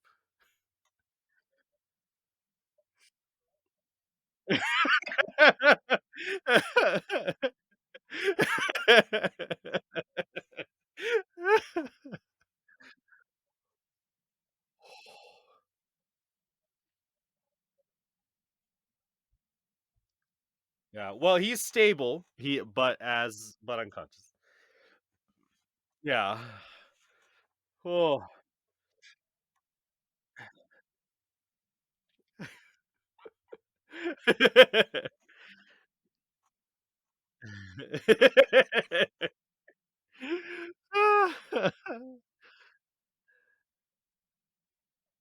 Yeah. Yep. So, yeah. Yeah. Yeah. Okay. Yeah, the sound he secretly made was like a SpongeBob.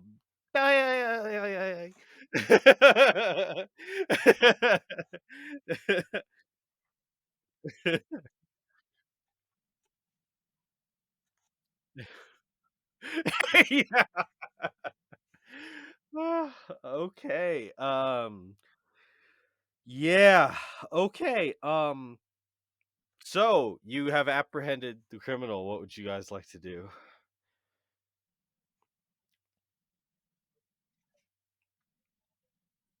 Right. Well, what are you doing with Mumbo? Yeah, they'll get there. They show up. They show up. They see him. The guy like leans over to his sending stone on his shoulder and goes, can we get an ambulance? And 10 4. And yeah, so eventually an ambulance shows up for him. A cleric hops out, a cleric paramedic hops out and says, "Jesus, kids. Okay, let's get him on the cart." Um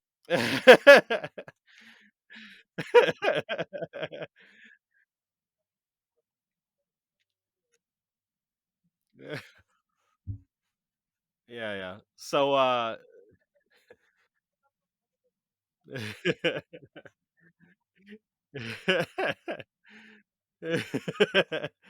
um yeah, she says they get him on the cart.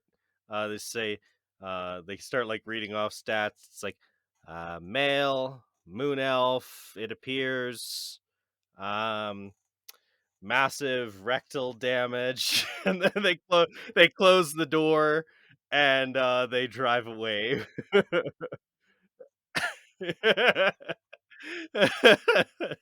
um, so yeah, and eventually you guys return to the tower. Um, well, so probably customary would be to turn that over to the city as evidence, though if you said that you needed to study it for some reason or whatever, law enforcement would probably just take a note of it and let you hold on to it for a while. Yeah, yeah, guys, do you want to yeah, Robin, it's your call.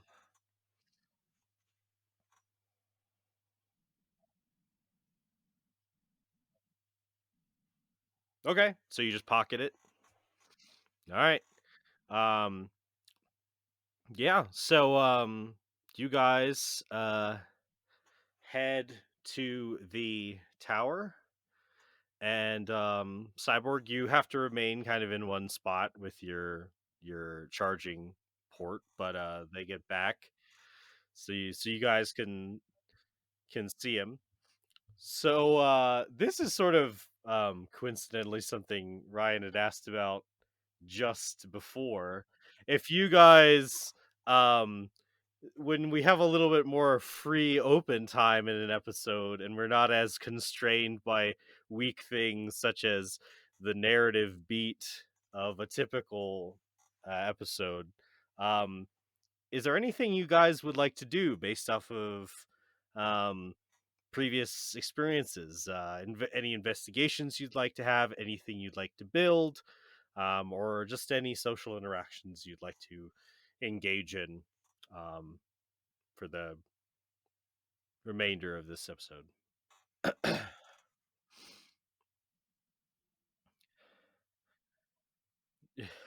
Well,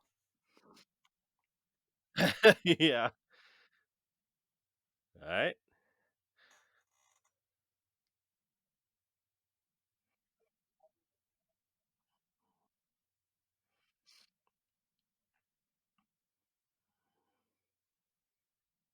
Yes. Um. All right. So, those would definitely be separate roles. What manner of well, yeah, they'd be separate investigation roles. So which one would you like to investigate first?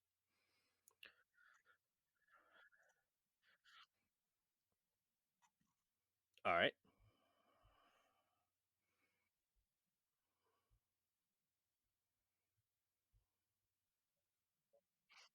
Yep.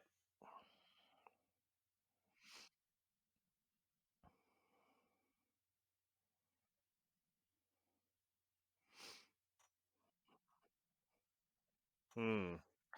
Slade has all the markers of what they would call in his industry a ghost. Um, there are reports of similar characters involved in things all over the world, assassinations, espionage, and uh, but it's one of those things where either very little is known or a lot of it is tied up in highly classified information. So you don't really have the resources to get access to that at this time. Yeah. Yeah. Yeah, definitely. Um, all right.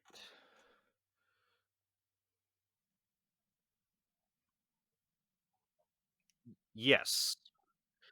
Yes, yes. His name was, or at least the name he gave was um, Central Intelligence Agent Joseph Logan.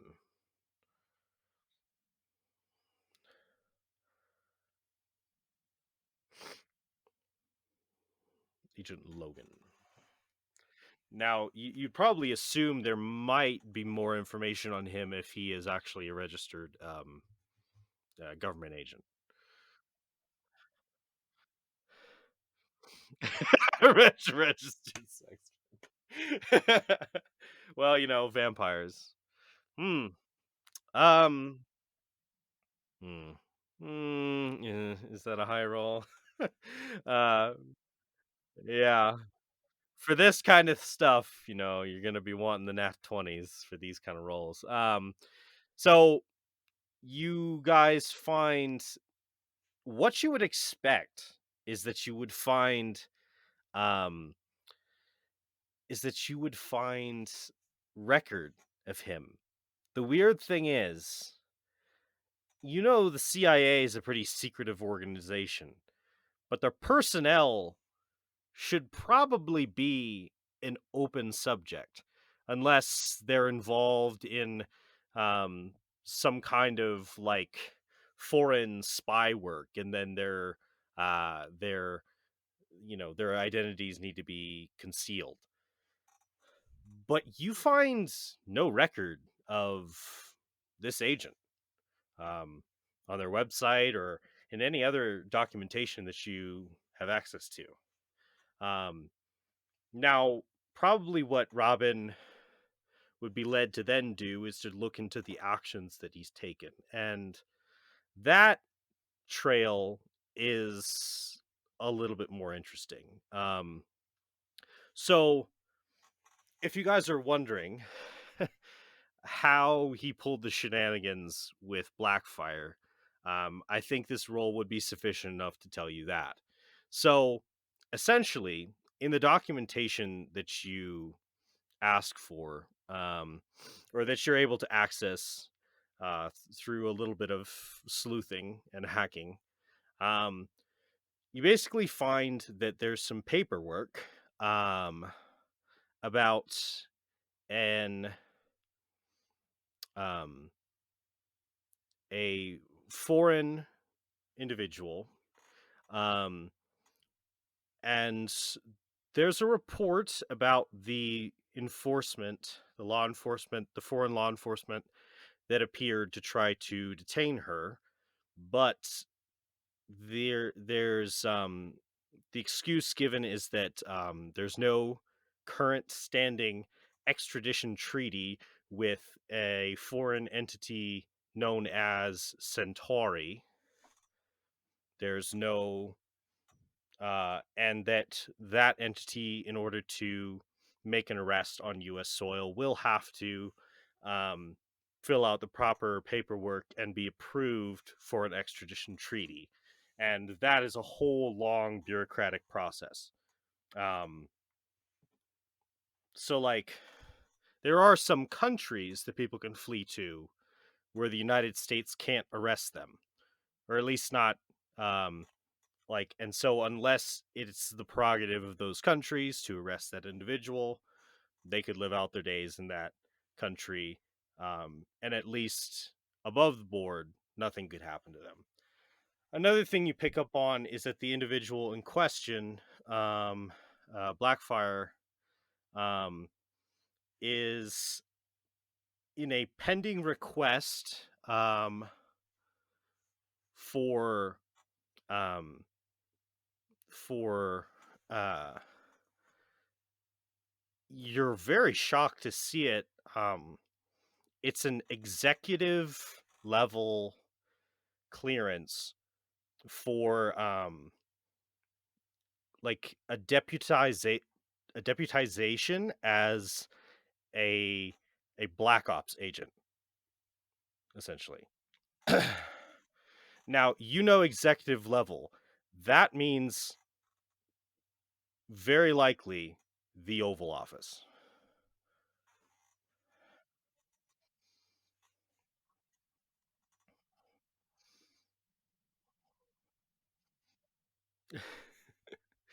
Approval on this basis would have to be approved from that level. Now, um, Robin, you've kind of heard of things where people around the presidential office can kind of get things done, um, without necessarily a direct verbal or written consent, but this is at least from the White House.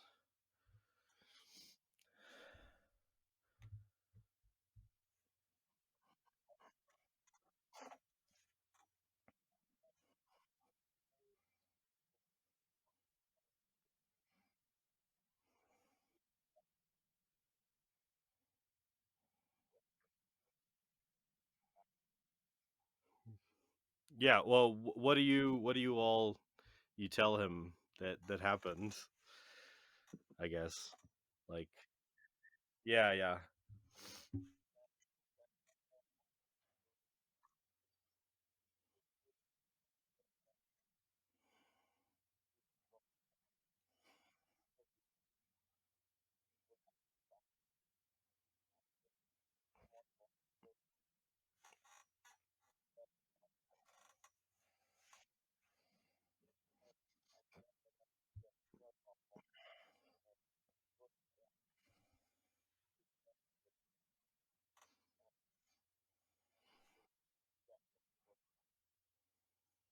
Mm,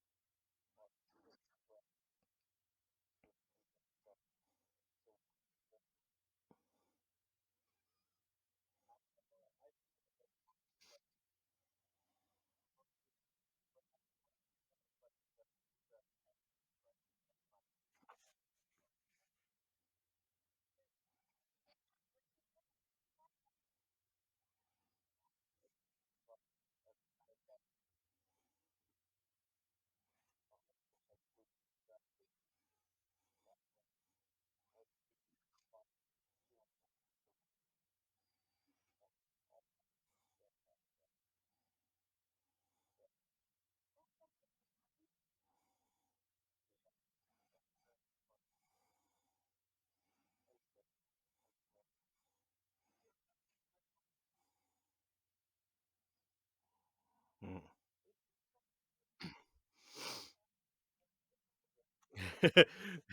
Yeah, I don't think she's ever talked about that. So yeah, yeah, it's like suddenly Raven.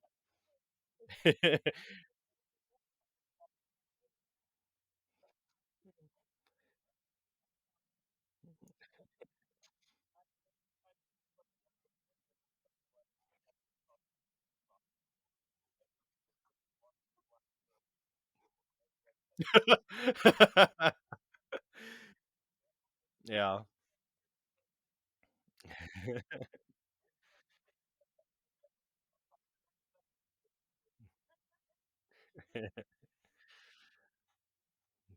Nice.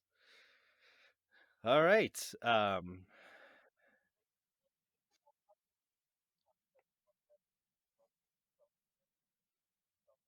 Mhm.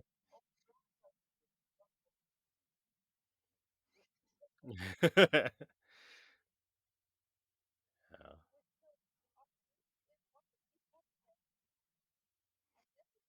Mhm. Yeah. Yeah. Or you were, like, magically turned into a half orc because of weirdness. I think in this world, you just always were green, and then you got superpowers.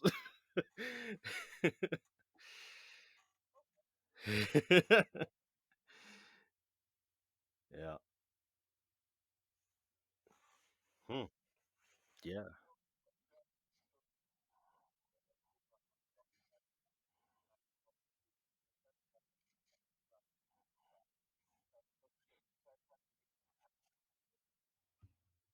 Hmm.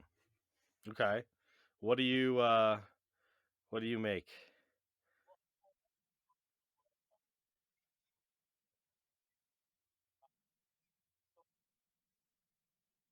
Mm.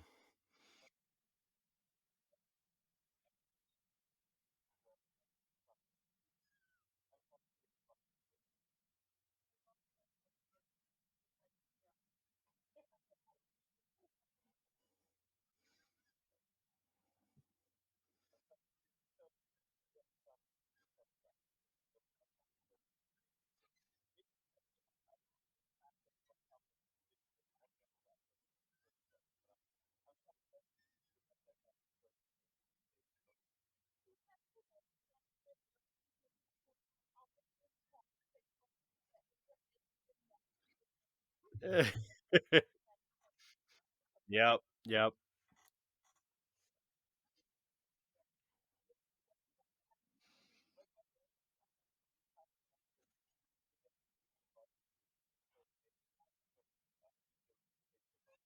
Mm.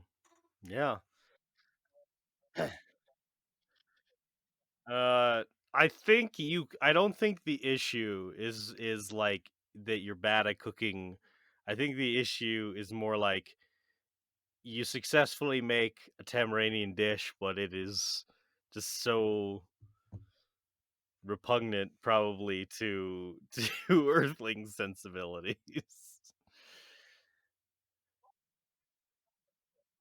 Yeah, yeah. Yeah, I think you're proficient enough to make something that tastes like home, albeit with the weird Earth ingredients. Yes, indeed. Um, yeah,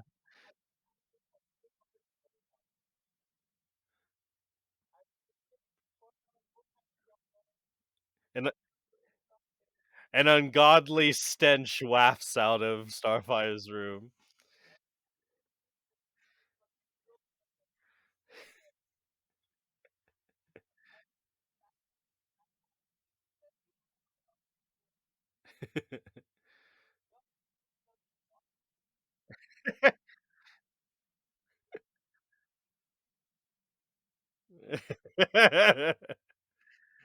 Oh, very good. Um, alright. Are you yeah. Do you eat it?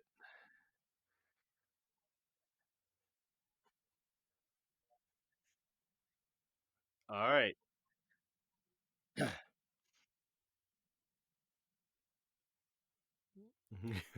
Alright, Robin. Yeah, yeah. Robin, roll Constitution.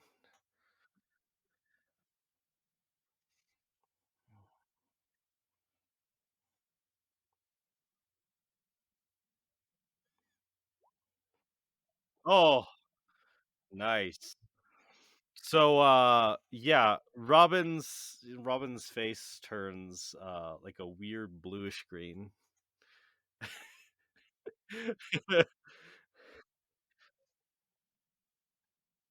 Mm, you, The unsettling thing is that it seems to bypass your gag reflex, and you just know that whatever this is chemically, it's going to be bad from the other end later.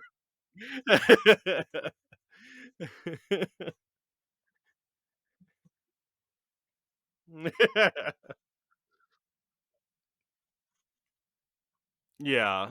Yeah.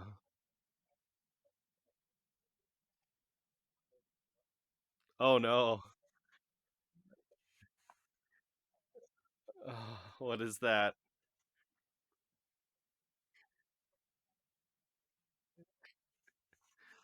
Wha what is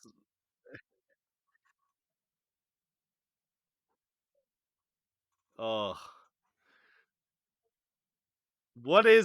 what is this?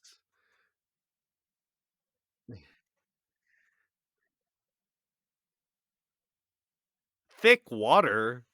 I'm learning new things every day. Thick with 3 C's. Okay. It's called thick water, dick water. Um,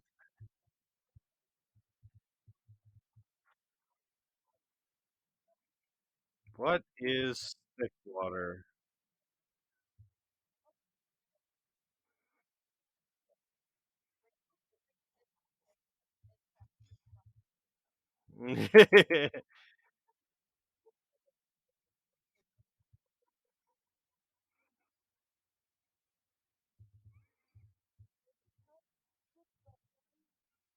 What is thick water?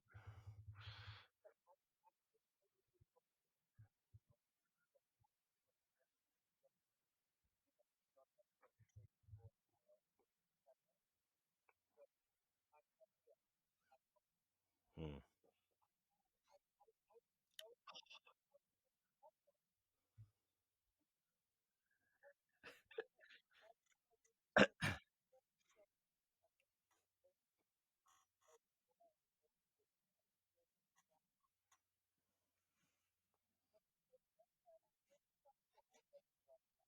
Yeah, what is Cyborg, like, doing this whole time? Yeah.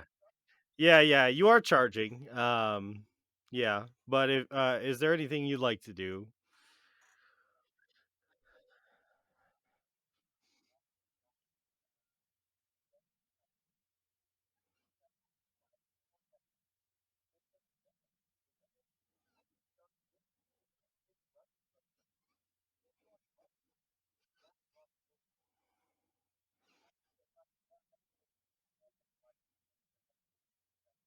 Mhm. Okay. Yeah.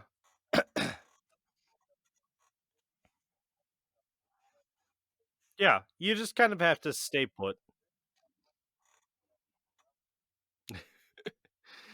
Uh, yeah,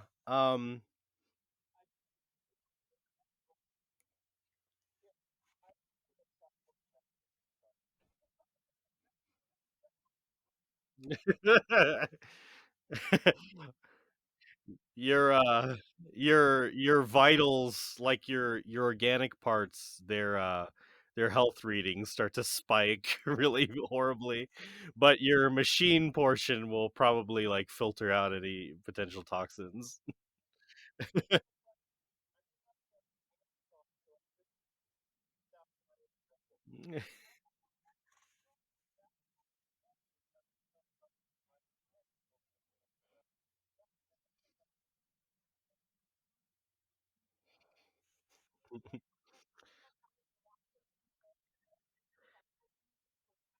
Yeah. Alright. So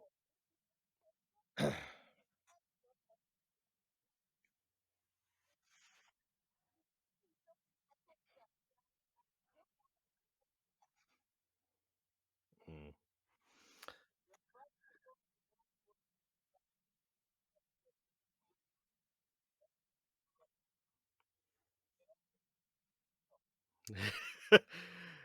I think On that note, if there's any Mm. It's just thick water. I hate it because I'm reading about it, and it says the consistently is like aloe vera gel. Ugh.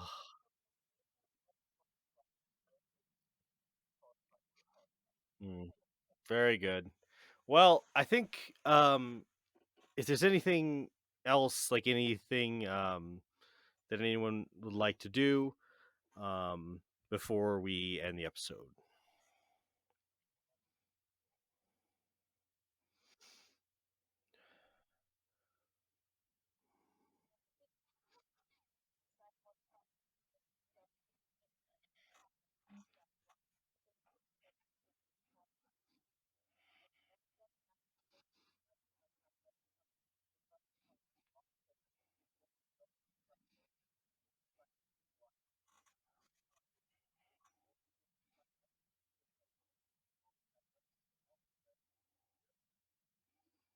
Mm.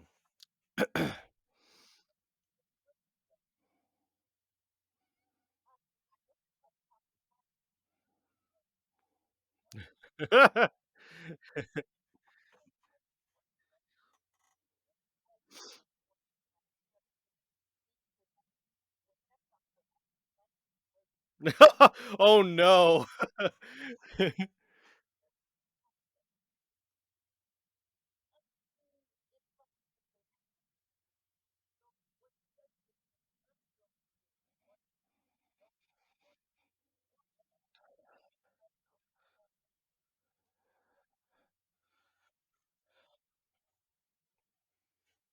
Yeah.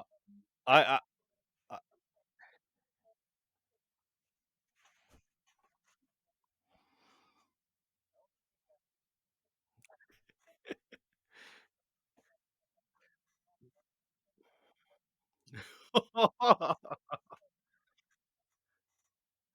Wow.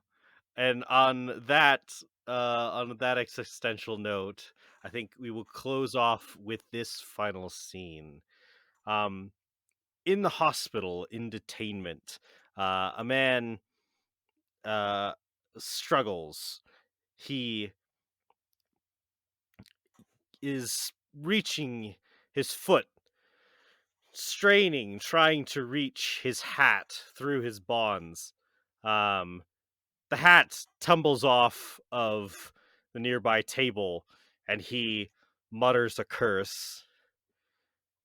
And Mumbo says, "I will get my wand back, and you, the Titans, the Teen Titans, will regret the day they crossed Mumbo Jumbo." And then the scene shifts down below the earth. A Warforged works in his shop with his many robot companions, red eyes glowing in the dark, working on a plan. I will fix Jump City. I must fix Jump City from their plague of organic nature. And and that's where we'll end the episode.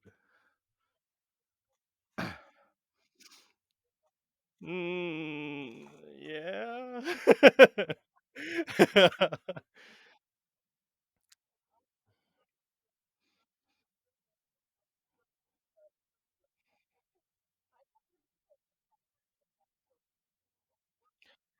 So, yeah, so essentially, you guys pursued, and it would only have taken a round, really, for it to have gotten to this point. You pursue in the original episode, they pursue Mumbo into a junkyard, and um, Cyborg decides that he is actually going to help. So he jury rigs a battery pack and then runs and to help the team. and then his battery pack gets wrecked during the fight, and he falls through like a trash compactor of like a garbage truck through the rusted out bottom of a dumpster down into the sewers, and he's carried away. But Robin fails a perception check to see this and thinks that he's in the truck still, and that Mumbo then drives away. So they chase Mumbo into the city, um, and they pursue him for a while. But actually, Cyborg falls into the depths to the lair of Fix It, who fixes him, but also wants to really fix him, like get rid of the organic parts. Yep. I absolutely. No, go ahead. Yeah. Yeah, I knew that there was actually a very high probability that you guys would just bypass that story, that part of the episode, like that whole half of the episode entirely if you didn't fall into a certain rhythm of circumstances. So, um like yeah, you didn't. So Fix It is just he's a kind of chill guy, but he is right now he's deluded into feeling that organics are inferior and that everyone should be a robot. So,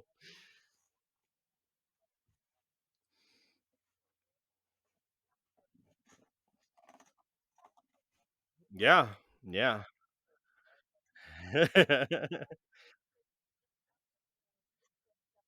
Yeah.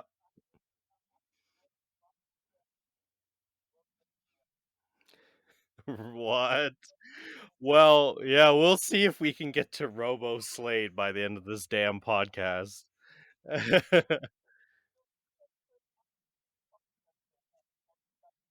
Yeah, I know. W we could probably call it yeah, yeah, we could call it Phantom Boobs. I probably won't do that. I'll be thinking about it. I have a long time to edit this episode, though.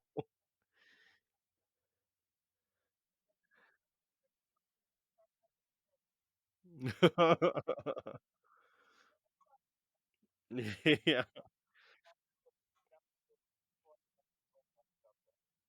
Yeah.